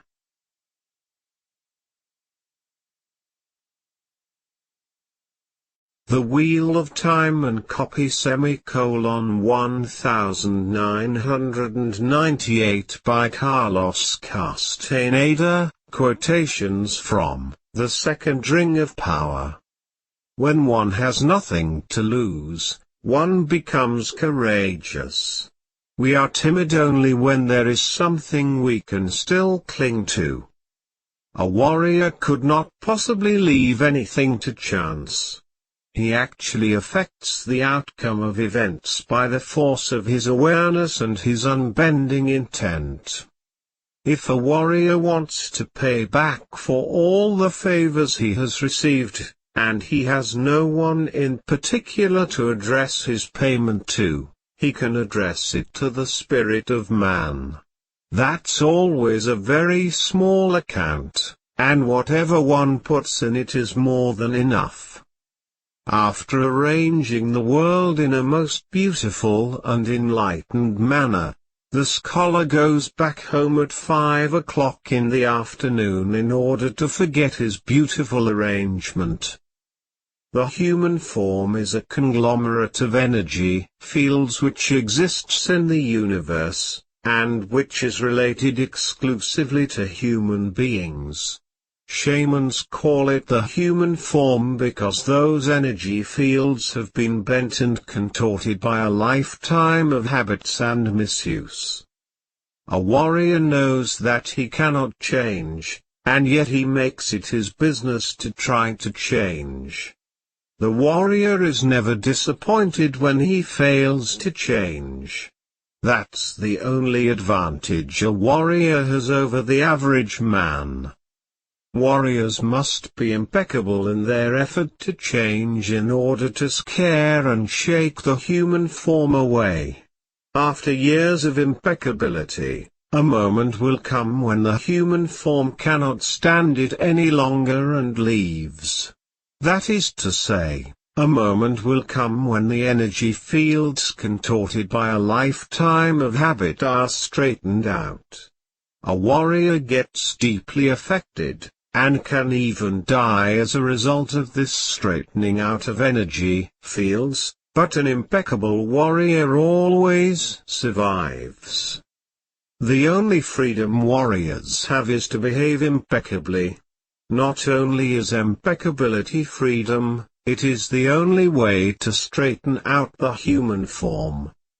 Any habit needs all its parts in order to function. If some parts are missing, the habit is disassembled. The fight is right here on this earth. We are human creatures. Who knows what's waiting for us, or what kind of power we may have? The world of people goes up and down, and people go up and down with their world. Warriors have no business following the ups and downs of their fellow men. The core of our being is the act of perceiving, and the magic of our being is the act of awareness. Perception and awareness are a single, functional, inextricable unit. We choose only once. We choose either to be warriors or to be ordinary men. A second choice does not exist. Not on this earth. The warrior's way offers a man a new life, and that life has to be completely new. He can't bring to that new life his ugly old ways. Warriors always take a first event of any series as the blueprint or the map of what is going to develop for them subsequently. Human beings love to be told what to do, but they love even more to fight and not do what they are told, and thus they get entangled in hating the one who told them in the first place. Everybody has enough personal power for something. The trick for the warrior is to pull his personal power away from his weaknesses to his warrior's purpose. Everyone can see, and yet we choose not to remember what we see.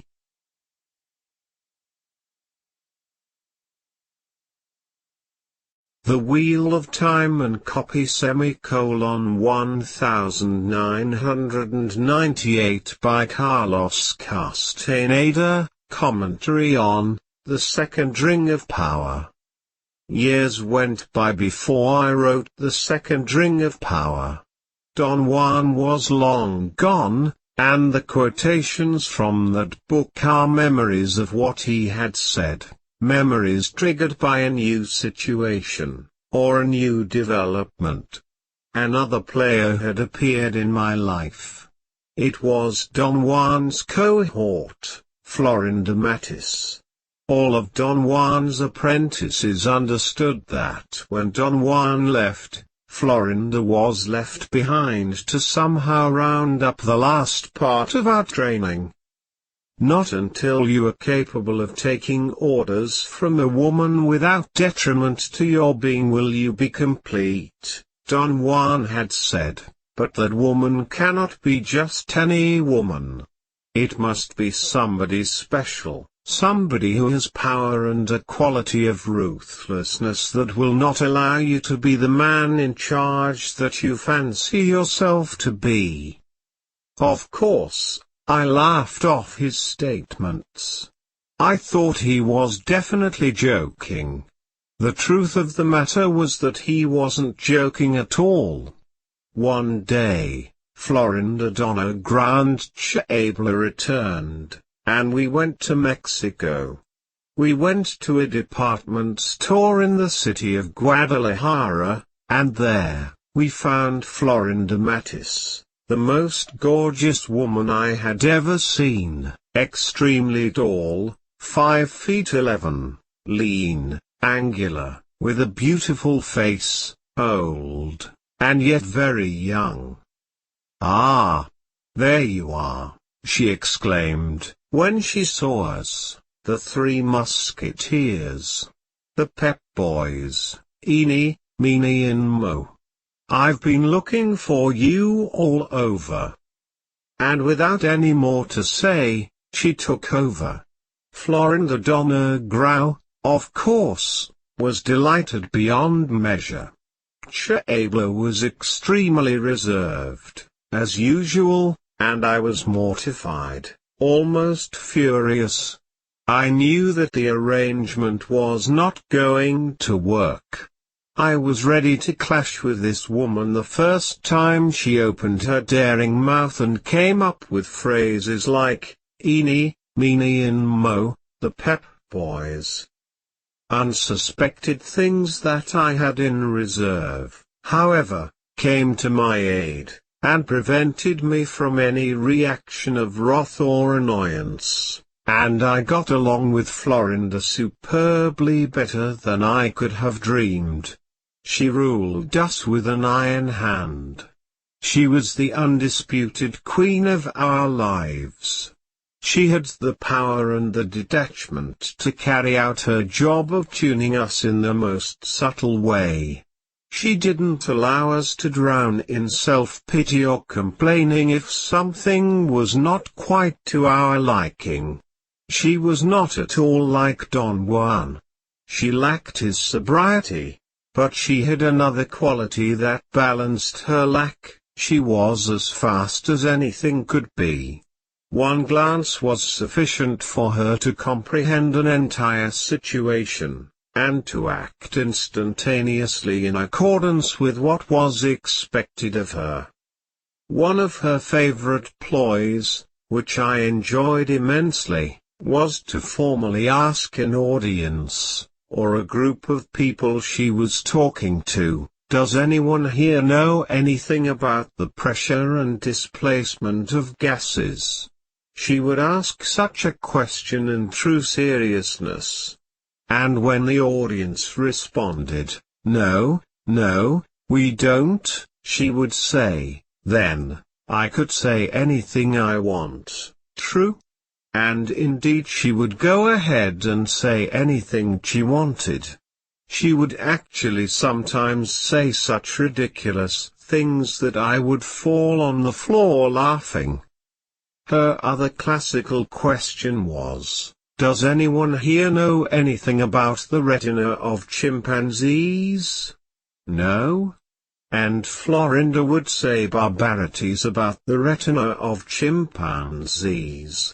Never in my life had I enjoyed my time more thoroughly.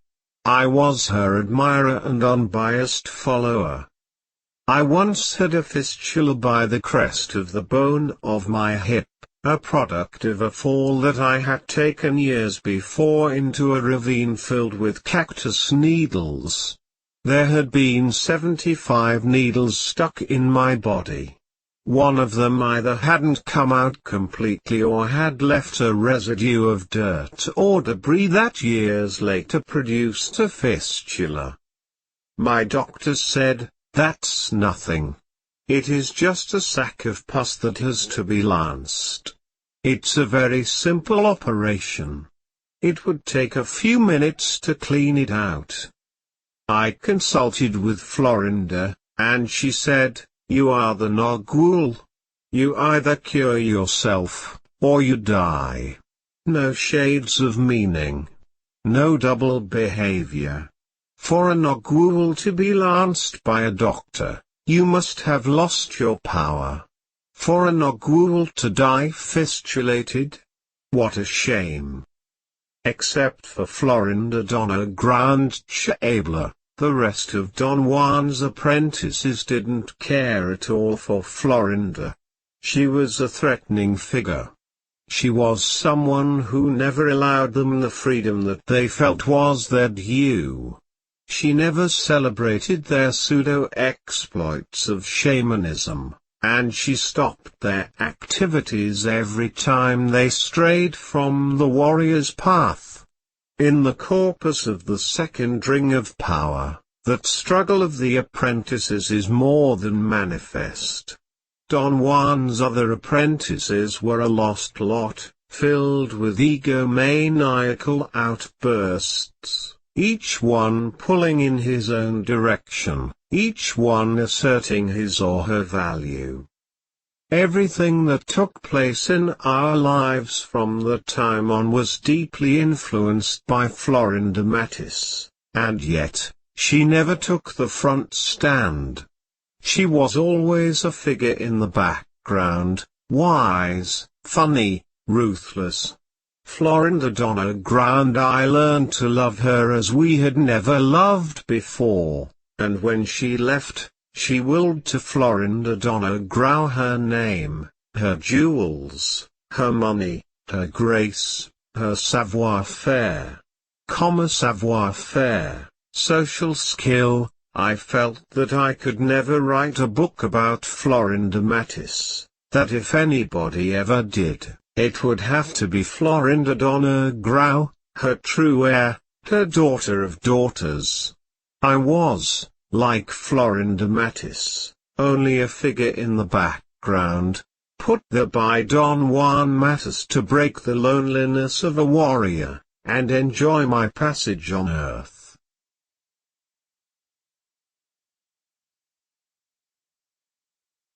The Wheel of Time and copy *1998 by Carlos Castaneda, quotations from The Eagle's Gift. The art of dreaming is the capacity to utilize one's ordinary dreams and transform them into controlled awareness by virtue of a specialized form of attention called the dreaming attention.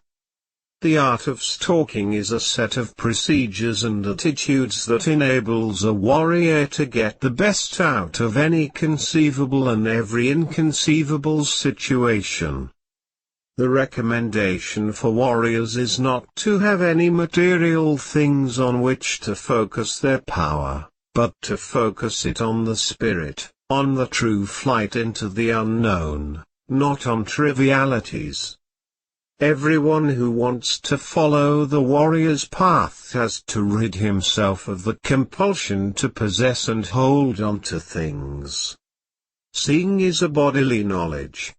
The predominance of the visual sense in us influences this bodily knowledge and makes it seem to be eye-related. Losing the human form is like a spiral. It gives a warrior the freedom to remember himself as straight fields of energy, and this in turn makes him even freer. A warrior knows that he is waiting, and he knows what he is waiting for, and while he waits, he feasts his eyes upon the world. A warrior's ultimate accomplishment is to enjoy the joy of infinity.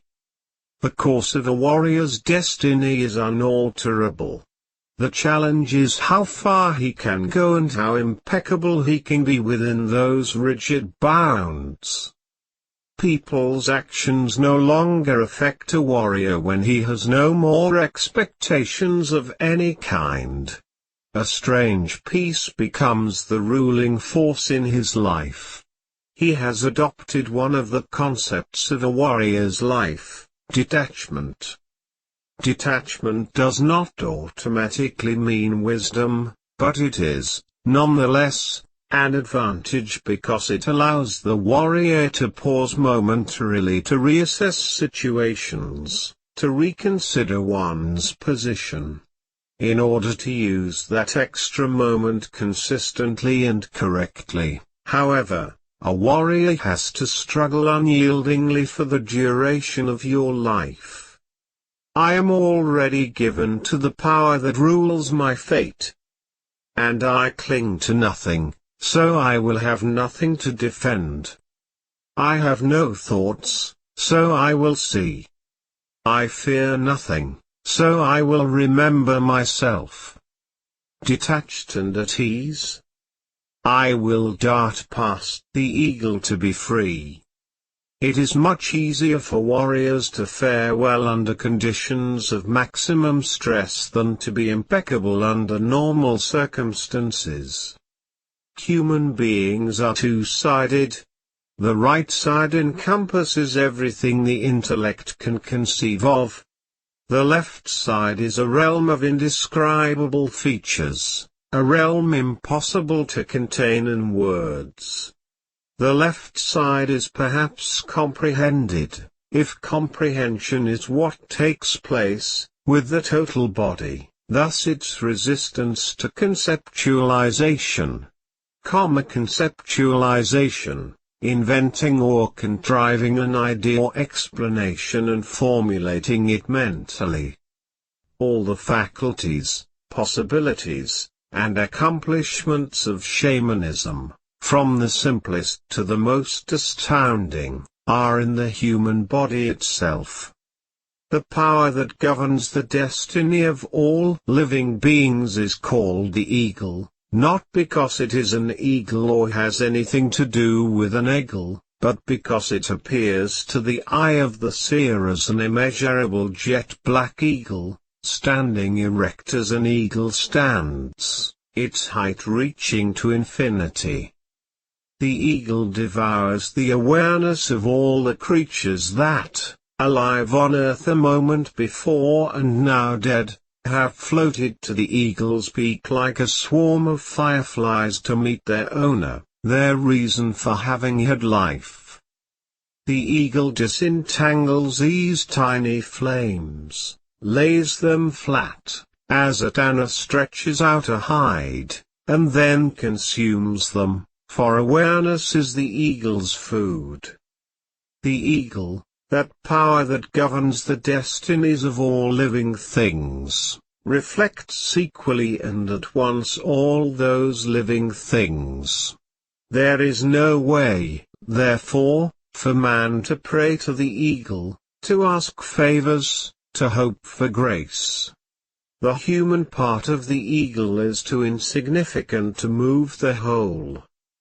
Every living thing has been granted the power, if it so desires, to seek an opening to freedom and go through it. It is evident to the seer who sees the opening, and to the creatures that go through it, that the eagle has granted that gift in order to perpetuate awareness.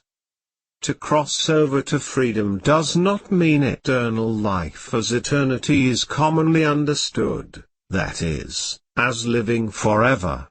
Rather, warriors can keep their awareness, which is ordinarily relinquished at the moment of dying. At the moment of crossing, the body in its entirety is kindled with knowledge. Every cell at once becomes aware of itself and also aware of the totality of the body. The eagle's gift of freedom is not a bestowal. It's a chance to have a chance. A warrior is never under siege. To be under siege implies that one has personal possessions that could be blockaded. A warrior has nothing in the world except his impeccability, and impeccability cannot be threatened. The first principle of the art of stalking is that warriors choose their battleground. A warrior never goes into battle without knowing what the surroundings are. To discard everything that is unnecessary is the second principle of the art of stalking. A warrior doesn't complicate things. He aims at being simple. A warrior applies all the concentration he has to decide whether or not to enter into battle, for any battle is a battle for his life. This is the third principle of the art of stalking. A warrior must be willing and ready to make his last stand here and now. But not in a helter-skelter way. A warrior relaxes and abandons himself. He fears nothing. Only then will the powers that guide human beings open the road for a warrior and aid him. Only then. That is the fourth principle of the art of stalking. When faced with odds that cannot be dealt with, warriors retreat for a moment. They let their minds meander. They occupy their time with something else. Anything would do. That is the fifth principle of the art of stalking. Warriors compress time. This is the sixth principle of the art of stalking. Even an instant counts. In a battle for your life, a second is an eternity that may decide the outcome. Warriors aim at succeeding, therefore they compress time. Warriors don't waste an instant. In order to apply the seventh principle of the art of stalking, one has to apply the other six. A stalker never pushes himself to the front. He is always looking on from behind the scenes.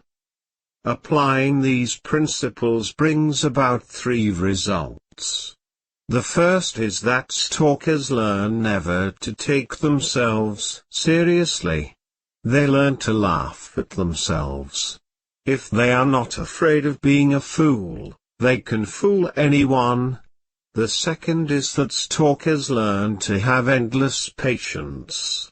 Stalkers are never in a hurry, they never fret. And the third is that stalkers learn to have an endless capacity to improvise. Warriors face the oncoming time. Normally we face time as it recedes from us.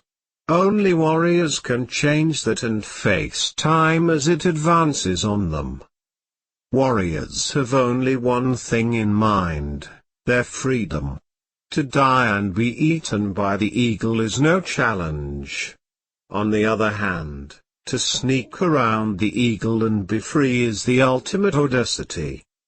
When warriors talk about time, they are not referring to something which is measured by the movement of a clock. Time is the essence of attention.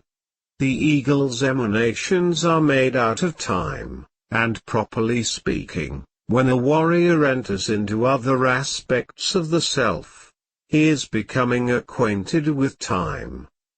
A warrior king no longer weep. His only expression of anguish is a shiver that comes from the very depths of the universe.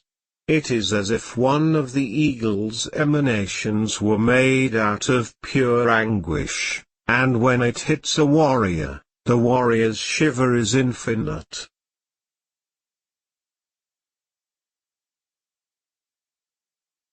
The Wheel of Time and copy *1998 by Carlos Castaneda, commentary on The Eagle's Gift.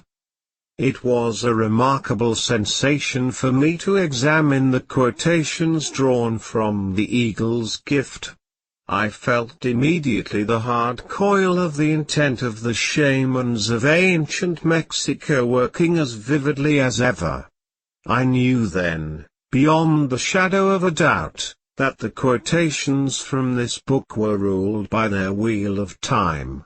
Further, I knew that this had been the case with everything I had done in the past, such as writing The Eagle's Gift, and that it is the case with everything I do, as in writing the present book. Since I am at a loss to elucidate this matter, the only option open to me is to accept it in humbleness. The shamans of ancient Mexico did have another cognitive system at work, and from the units of that cognitive system, they still affect me today in the most positive, uplifting fashion. Due to the efforts of Florinda Mattis, who engaged me in learning the most elaborate variations of standard shamanistic techniques devised by the shamans of ancient times, such as the recapitulation for instance, I was able to view my experiences with Don Juan with a force I never could have imagined. The corpus of my book, The Eagle's Gift, is the result of such views that I had of Don Juan Matus. For Don Juan Matus, to recapitulate meant to relive and rearrange everything of one's life, in one single sweep. He never bothered with the minutiae of elaborate variations of that ancient technique. Florinda, on the other hand, had an entirely different meticulousness. She spent months coaching me to enter into aspects of recapitulating that I am to this day at a loss to explain.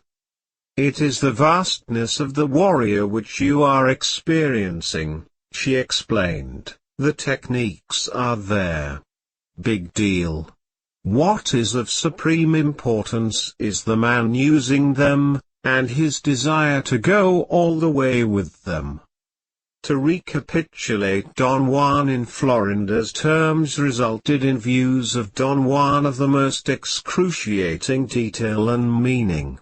It was infinitely more intense than talking to Don Juan himself had been. It was Florinda's pragmatism that gave me astounding insights into practical possibilities that were not in the least the concern of the Noguul Juan Matus. Florinda, being a true woman pragmatist, had no illusions about herself, no dreams of grandeur. She said that she was a plower who could not afford to miss a single turn of the way. A warrior must go very slowly, she recommended, and make use of every available item on the warrior's path. One of the most remarkable items is the capacity we all have as warriors to focus our attention with unwavering force on events lived. Warriors can even focus it on people they have never met. The end result of this deep focusing is always the same. It reconstructs the scene. Whole chunks of behavior, forgotten or brand new, make themselves available to a warrior. Try it. I followed her advice, and of course, I focused on Don Juan, and I remembered everything that had transpired at any given moment. I remembered details that I had no business remembering. Thanks to the work of Florinda, I was able to reconstruct enormous chunks of activity with Don Juan, as well as details of tremendous importance that had bypassed me completely.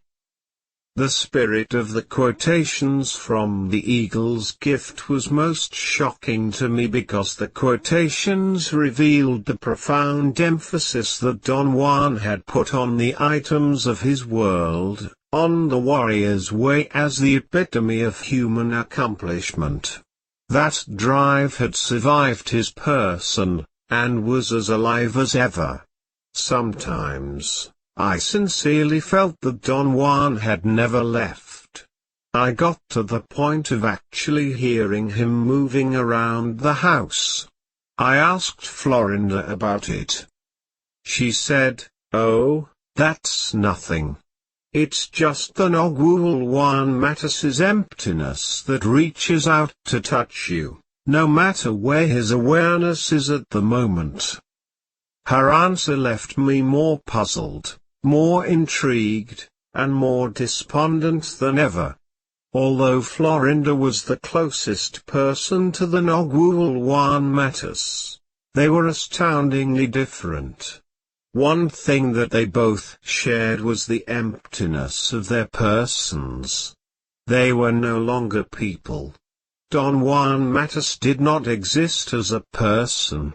But what existed instead of his person was a collection of stories, each of them apropos to the situation he was discussing, didactic stories and jokes that bore the mark of his sobriety and his frugality. Florinda was the same. She had stories upon stories. But her stories were about people. They were like a high form of gossip, or gossip elevated, due to her impersonality, to inconceivable heights of effectiveness and enjoyment. I want you to examine one man who bears a tremendous resemblance to you, she said one day to me. I want you to recapitulate him as if you had known him all your life. This man was transcendental in the formation of our lineage. His name was Elias, the Nogwul Elias. I call him the Nogwul who lost heaven. The story is that the Nogwul Elias was reared by a Jesuit priest who taught him to read and write and to play the harpsichord. He taught him Latin. The Nogwul Elias could read the scriptures in Latin as fluently as any scholar could. His destiny was to be a priest, but he was an Indian, and Indians in those days did not fit into clerical hierarchies. They were too awesome looking, too dark, too Indian. Priests were from the upper social classes, descendants of Spaniards, with white skin, blue eyes. They were handsome, presentable. The Nogwul Elias was a bear in comparison. But he struggled long, kindled by his mentor's promise that God would see that he was accepted into the priesthood. He was the sexton, sexton, an officer of the church who is in charge of sacred objects of the church, where his mentor was the parish priest, and one day, an actual witch walked in. Her name was Amalia. They say that she was a wild card. Be that as it may, she ended up seducing the poor sexton, who fell so deeply, so hopelessly in love with Amalia that he ended up in the hut of a Nogwool man. In time, he became the Nogwool Elias, a figure to reckon with, cultured, well-read. It seemed that the niche of Nogwool was made for him. It allowed him the anonymity and the effectiveness that was denied him in the world. He was a dreamer, and so good at it that he covered the most recondite places of the universe in a bodiless state. Sometimes he even brought back objects that had attracted his eye because of the lines of their design, objects that were incomprehensible. He called them inventions. He had a whole collection of them. I want you to focus your recapitulation attention on those inventions, Florinda commanded me. I want you to end up sniffing them and feeling them with your hands, although you have never seen them except through what I am telling you now. To do this focusing means to establish a point of reference, as in an algebraic equation in which something is calculated by playing on a third element. You'll be able to see the Nogwool one matters with infinite clarity, using someone else as a point of corroboration. The corpus of the book The Eagle's Gift is a review in depth of what Don Juan had done to me while he was in the world. The views that I had of Don Juan due to my new recapitulation skills, using the Nogwool Elias as a point of corroboration, were infinitely more intense than any views that I had of him while he was alive. The recapitulation views I was engaged in lacked the warmth of the living, but they had instead the precision and the accuracy of inanimate objects that one can examine to one's heart's content.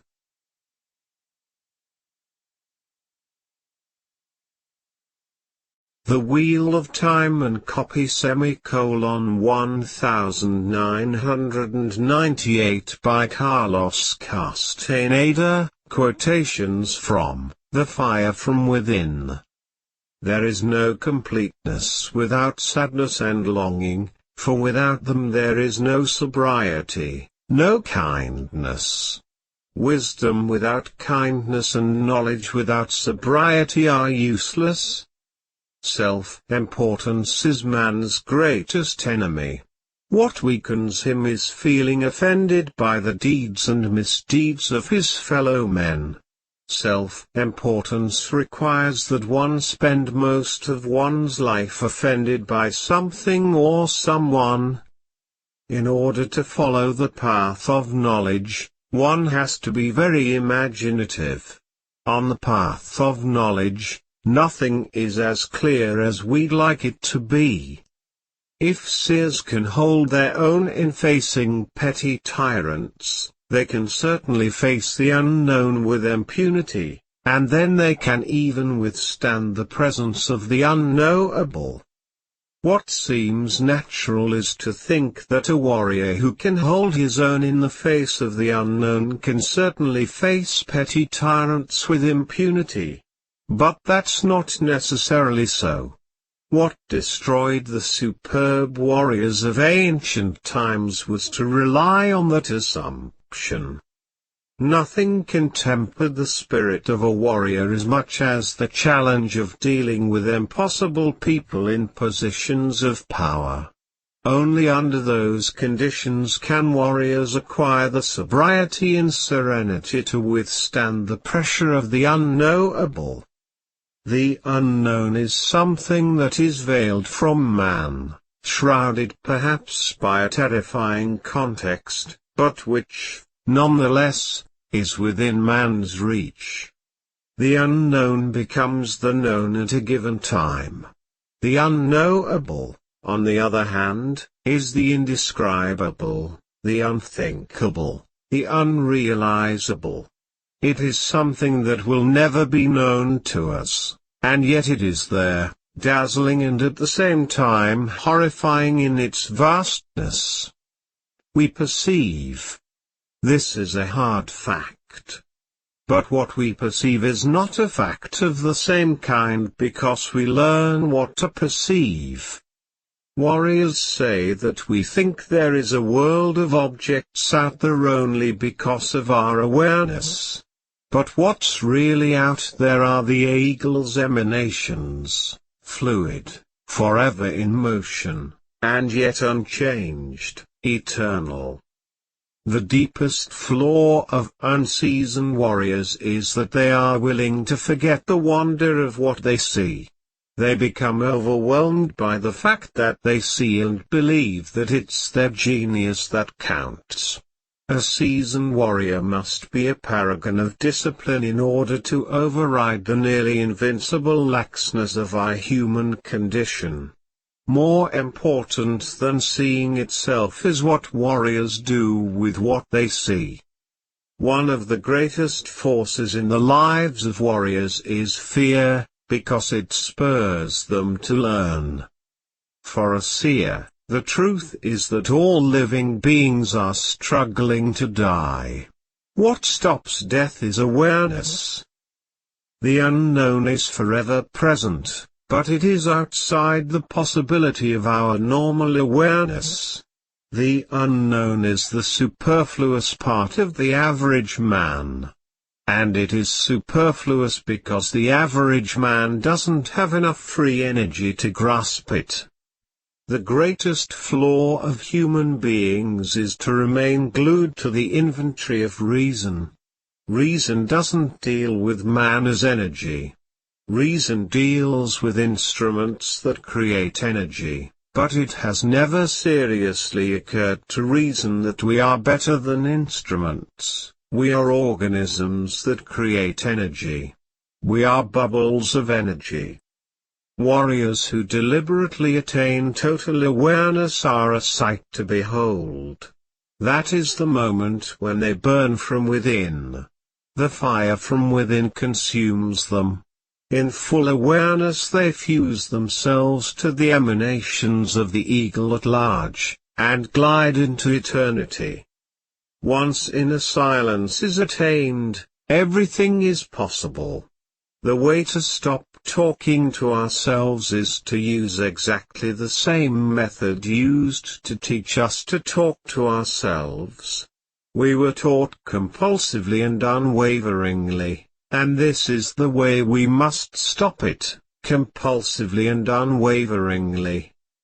Impeccability begins with a single act that has to be deliberate, precise, and sustained. If that act is repeated long enough, one acquires a sense of unbending intent which can be applied to anything else. If that is accomplished, the road is clear. One thing will lead to another until the warrior realizes his full potential. The mystery of awareness is darkness. Human beings reek of that mystery, of things which are inexplicable. To regard ourselves in any other terms is madness. So a warrior doesn't demean the mystery of man by trying to rationalize it. Realizations are of two kinds. One is just pep talk, great outbursts of emotion and nothing more. The other is the product of a shift of the assemblage point. It is not coupled with an emotional outburst, but with action. The emotional realizations come years later after warriors have solidified, by usage, the new position of their assemblage points.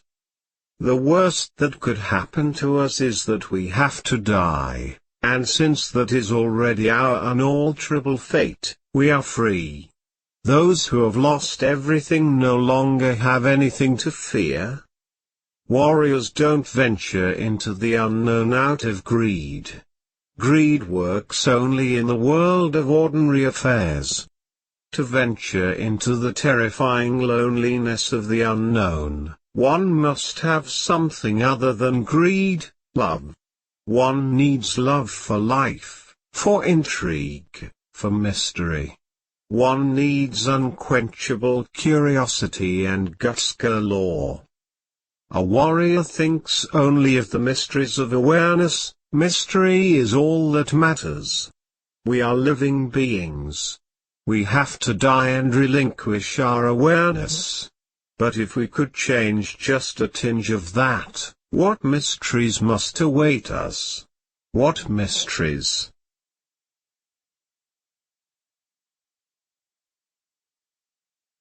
The Wheel of Time and copy *1998 by Carlos Castaneda, commentary on The Fire from Within.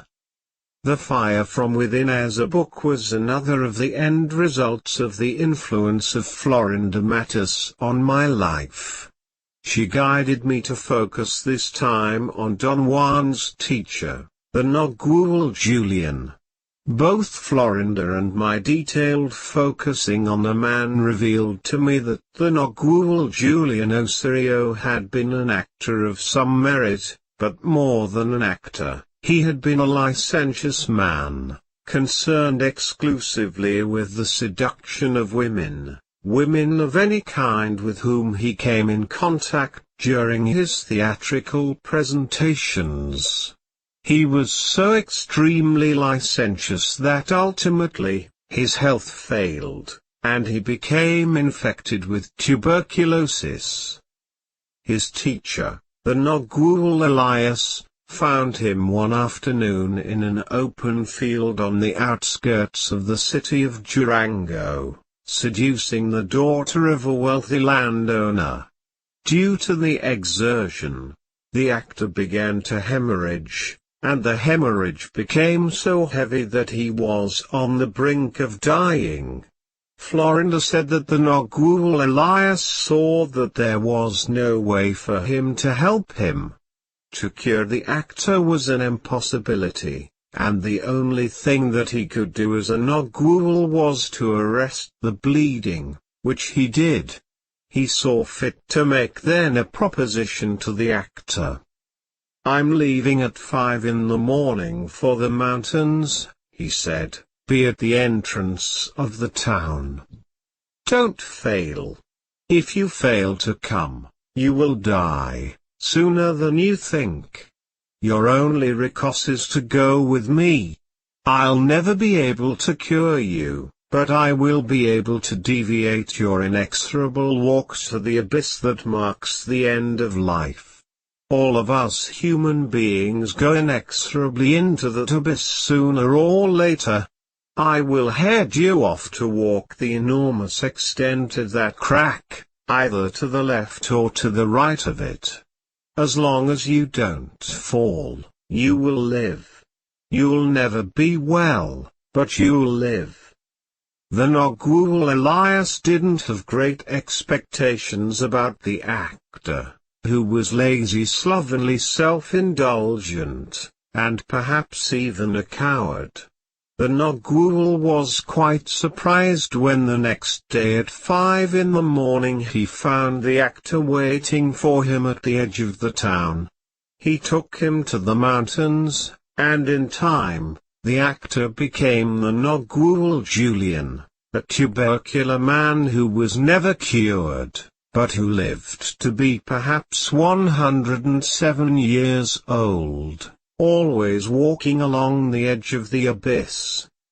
Of course, it is of supreme importance to you, Florinda said to me once, that you examine the walk of the Nogwul Julian along the edge of the abyss. The Nogwul Wan Matus didn't care to know anything about it. To him, all of that was superfluous. You're not as talented as the Nogwul Wan Matus. Nothing can be superfluous for you as a warrior.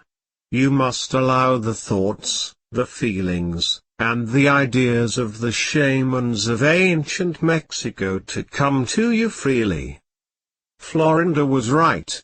I don't have the splendor of the Nogwul Wan Matus. Just as she had said, nothing could be superfluous to me.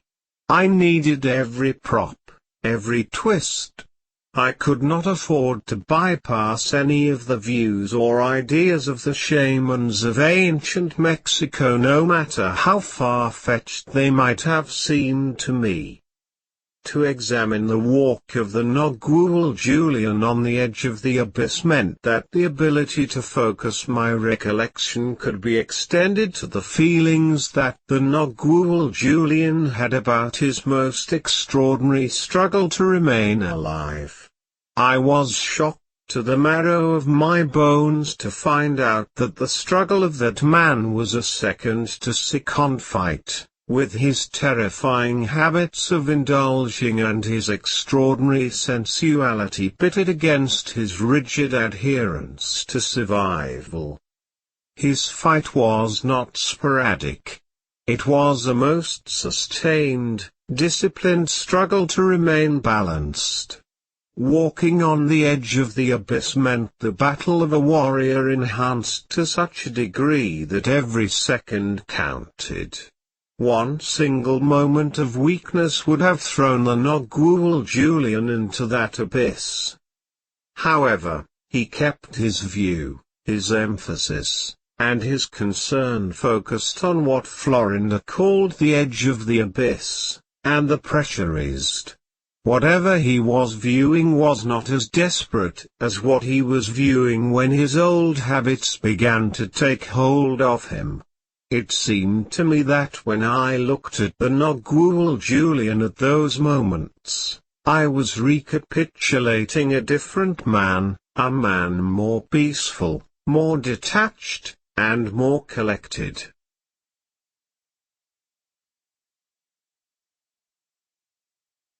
The Wheel of Time and copy *1998 by Carlos Castaneda, quotations from The Power of Silence.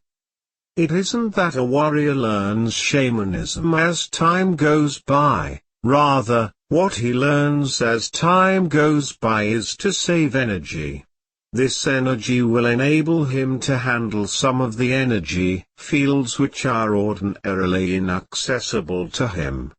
Shamanism is a state of awareness, the ability to use energy fields that are not employed in perceiving the everyday life world that we know. In the universe there is an immeasurable, indescribable force which shamans call intent. And absolutely everything that exists in the entire cosmos is attached to intent by a connecting link. Warriors are concerned with discussing, understanding, and employing that connecting link. They are especially concerned with cleaning it of the numbing effects brought about by the ordinary concerns of their everyday lives. Shamanism at this level can be defined as the procedure of cleaning one's connecting link to intent. Shamans are vitally concerned with their past, but not their personal past. For shamans, their past is what other shamans in bygone days have accomplished. They consult their past in order to obtain a point of reference. Only shamans genuinely seek a point of reference in their past. For them, establishing a point of reference means a chance to examine intent. The average man also examines the past. but it's his personal past he examines for personal reasons. He measures himself against the past, whether his personal past or the past knowledge of his time, in order to find justifications for his present or future behavior, or to establish a model for himself. The spirit manifests itself to a warrior at every turn. However, this is not the entire truth. The entire truth is that the spirit reveals itself to everyone with the same intensity and consistency, but only warriors are consistently attuned to such revelations. Warriors speak of shamanism as a magical, mysterious bird which has paused in its flight for a moment in order to give man hope and purpose. Warriors live under the wing of that bird which they call the bird of wisdom, the bird of freedom. For a warrior, the spirit is an abstract only because he knows it without words or even thoughts. It's an abstract because he can't conceive what the spirit is. Yet, without the slightest chance or desire to understand it, a warrior handles the spirit. He recognizes it, beckons it, entices it, becomes familiar with it, and expresses it with his acts. The average man's connecting link with intent is practically dead, and warriors begin with a link that is useless because it does not respond voluntarily. In order to revive that link, warriors need a rigorous, fierce purpose, a special state of mind called unbending intent. The power of man is incalculable. Death exists only because we have intended it since the moment of our birth. However, the intent of death can be suspended by making the assemblage point change positions. The art of stalking is learning all the quirks of your disguise, and learning them so well that no one will know you are disguised. For that you need to be ruthless, cunning, patient and sweet. Ruthlessness should not be harshness, cunning should not be cruelty, patience should not be negligence, and sweetness should not be foolishness. Warriors have an ulterior purpose for their acts, which has nothing to do with personal gain. The average man acts only if there is the chance for profit. Warriors act not for profit, but for the spirit. The shaman seers of ancient times, through their seeing, first noticed that any unusual behavior produced a tremor in the assemblage point. They soon discovered that if unusual behavior is practiced systematically and directed wisely, it eventually forces the assemblage point to move. Silent knowledge is nothing but direct contact with intent. Shamanism is a journey of return. A warrior returns victorious to the spirit, having descended into hell. And from hell he brings trophies.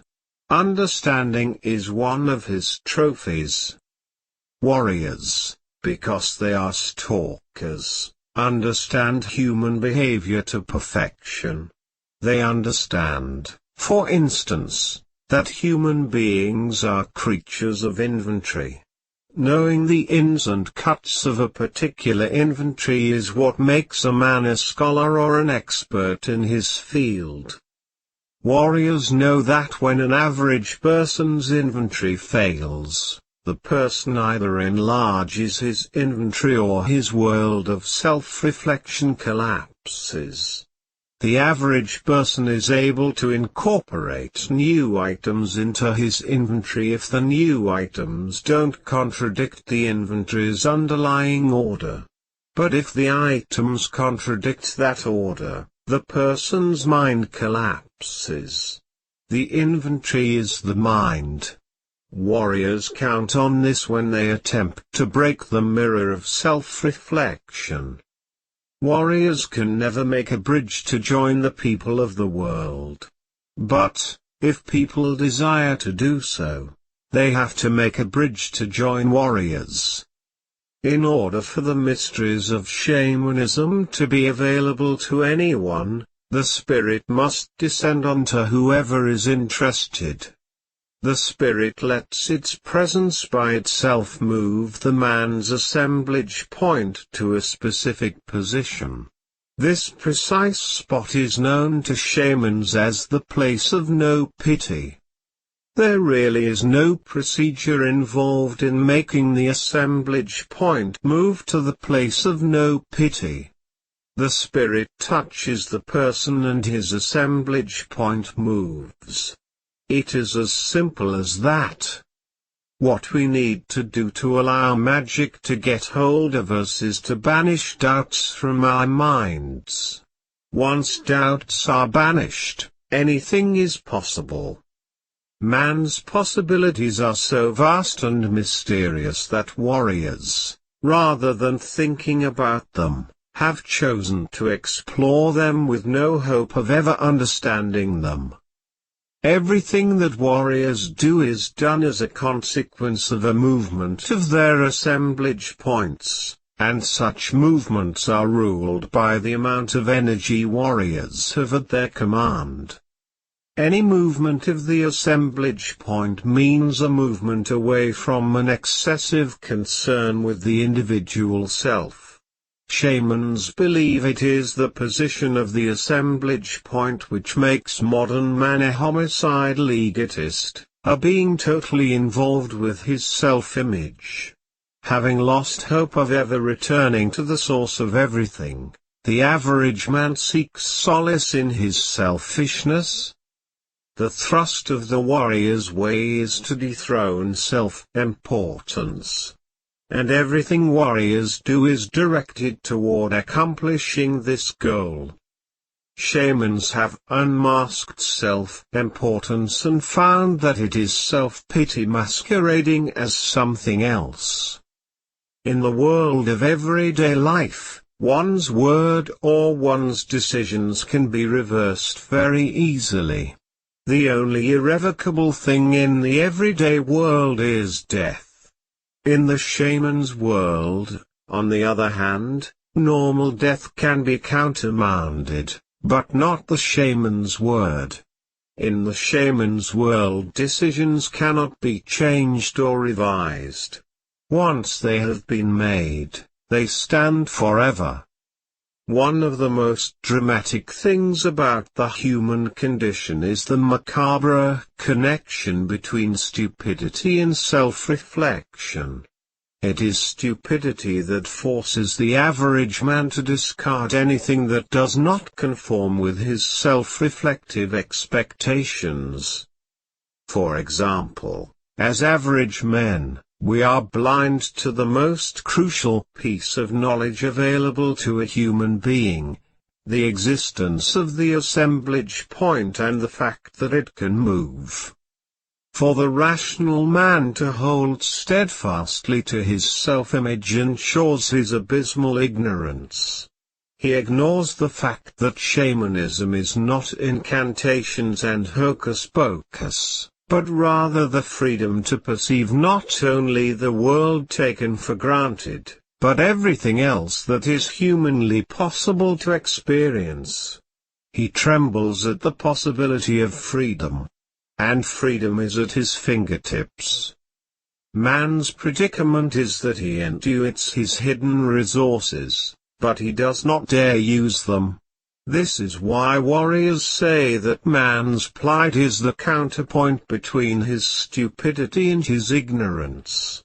Man needs now, more than ever, to be taught new ideas that have to do exclusively with his inner world, not social ideas, shaman's ideas pertaining to man facing the unknown, and facing his personal death. Now, more than anything else, he needs to be taught the secrets of the assemblage point. The spirit listens only when the speaker speaks in gestures. And gestures do not mean signs or body movements, but acts of true abandon, acts of largesse, of humor. As a gesture for the spirit, warriors bring out the best of themselves and silently offer it to the abstract.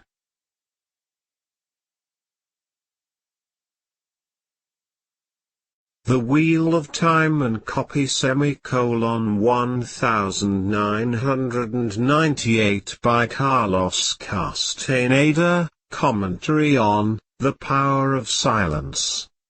The last book that I ever wrote about Don Juan as a direct result of the guidance of Florinda Mattis was called The Power of Silence, a title that was chosen by my editor.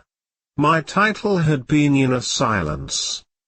At the time that I was working on the book, the views of the shamans of ancient Mexico had become extremely abstract for me. Florinda tried her best to deviate me from my absorption in the abstract. She attempted to redirect my attention to different aspects of old shamanistic techniques, or she tried to divert me by shocking me with her scandalous behavior. But nothing was sufficient to deviate me from my seemingly inexorable drive. The Power of Silence is an intellectual review of the thoughts of the shamans of ancient Mexico in their most abstract guise. As I worked alone on the book, I was contaminated by the mood of those men, by their desire to know more in a quasi-rational way. Florinda explained that in the end, those shamans had become extremely cold and detached. Nothing warm existed for them anymore. They were set in their quest. Their coldness as men was an effort to match the coldness of infinity. They had succeeded in changing their human eyes to match the cold eyes of the unknown. I sensed this in myself, and tried desperately to turn the tide. I haven't succeeded yet. My thoughts have become more and more like the thoughts of those men at the end of their quest. It is not that I don't laugh. Quite the contrary, my life is an endless joy. But at the same time, it is an endless, merciless quest. Infinity will swallow me, and I want to be prepared for it.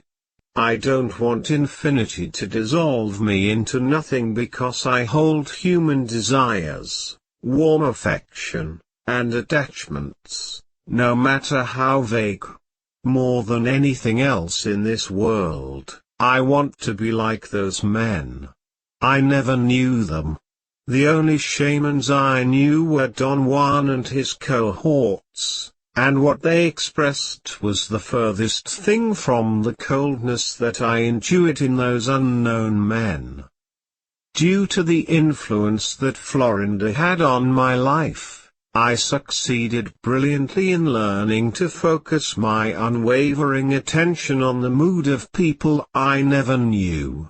But as I focused my recapitulation attention on the mood of those shamans, I got trapped by it without hope of ever extricating myself from their pull. Florinda didn't believe in the finality of my state. She humored me, and laughed at it openly. "Your state only seems to be final," she said to me, "but it isn't. A moment will come when you will change venues. Perhaps you will chuck every thought about the shamans of ancient Mexico. Perhaps you may even chuck the thoughts and views of the very shamans you worked with so closely, like the Nagual Juan Mattis. You might refuse his being. You'll see. The warrior has no limits. His sense of improvisation is so acute that he will make constructs out of nothing, not just mere empty constructs, but rather, something workable, and pragmatic. You'll see. It is not that you'll forget about them, but at one moment before you plunge into the abyss, if you have the gall to walk along its edge, and if you have the daring not to deviate from it, you will then arrive at warriors' conclusions of an order and stability infinitely more suited to you than the fixation of the shamans of ancient Mexico. Florinda's words were like a handsome, hopeful prophecy. Perhaps she was right. She was of course right in asserting that the resources of a warrior have no limits. The only flaw is that in order for me to have a different orderly view of the world and myself, a view even more suited to my temperament, I have to walk along the edge of the abyss, and I have doubts that I have the daring and strength to accomplish that feat. But who is there to tell?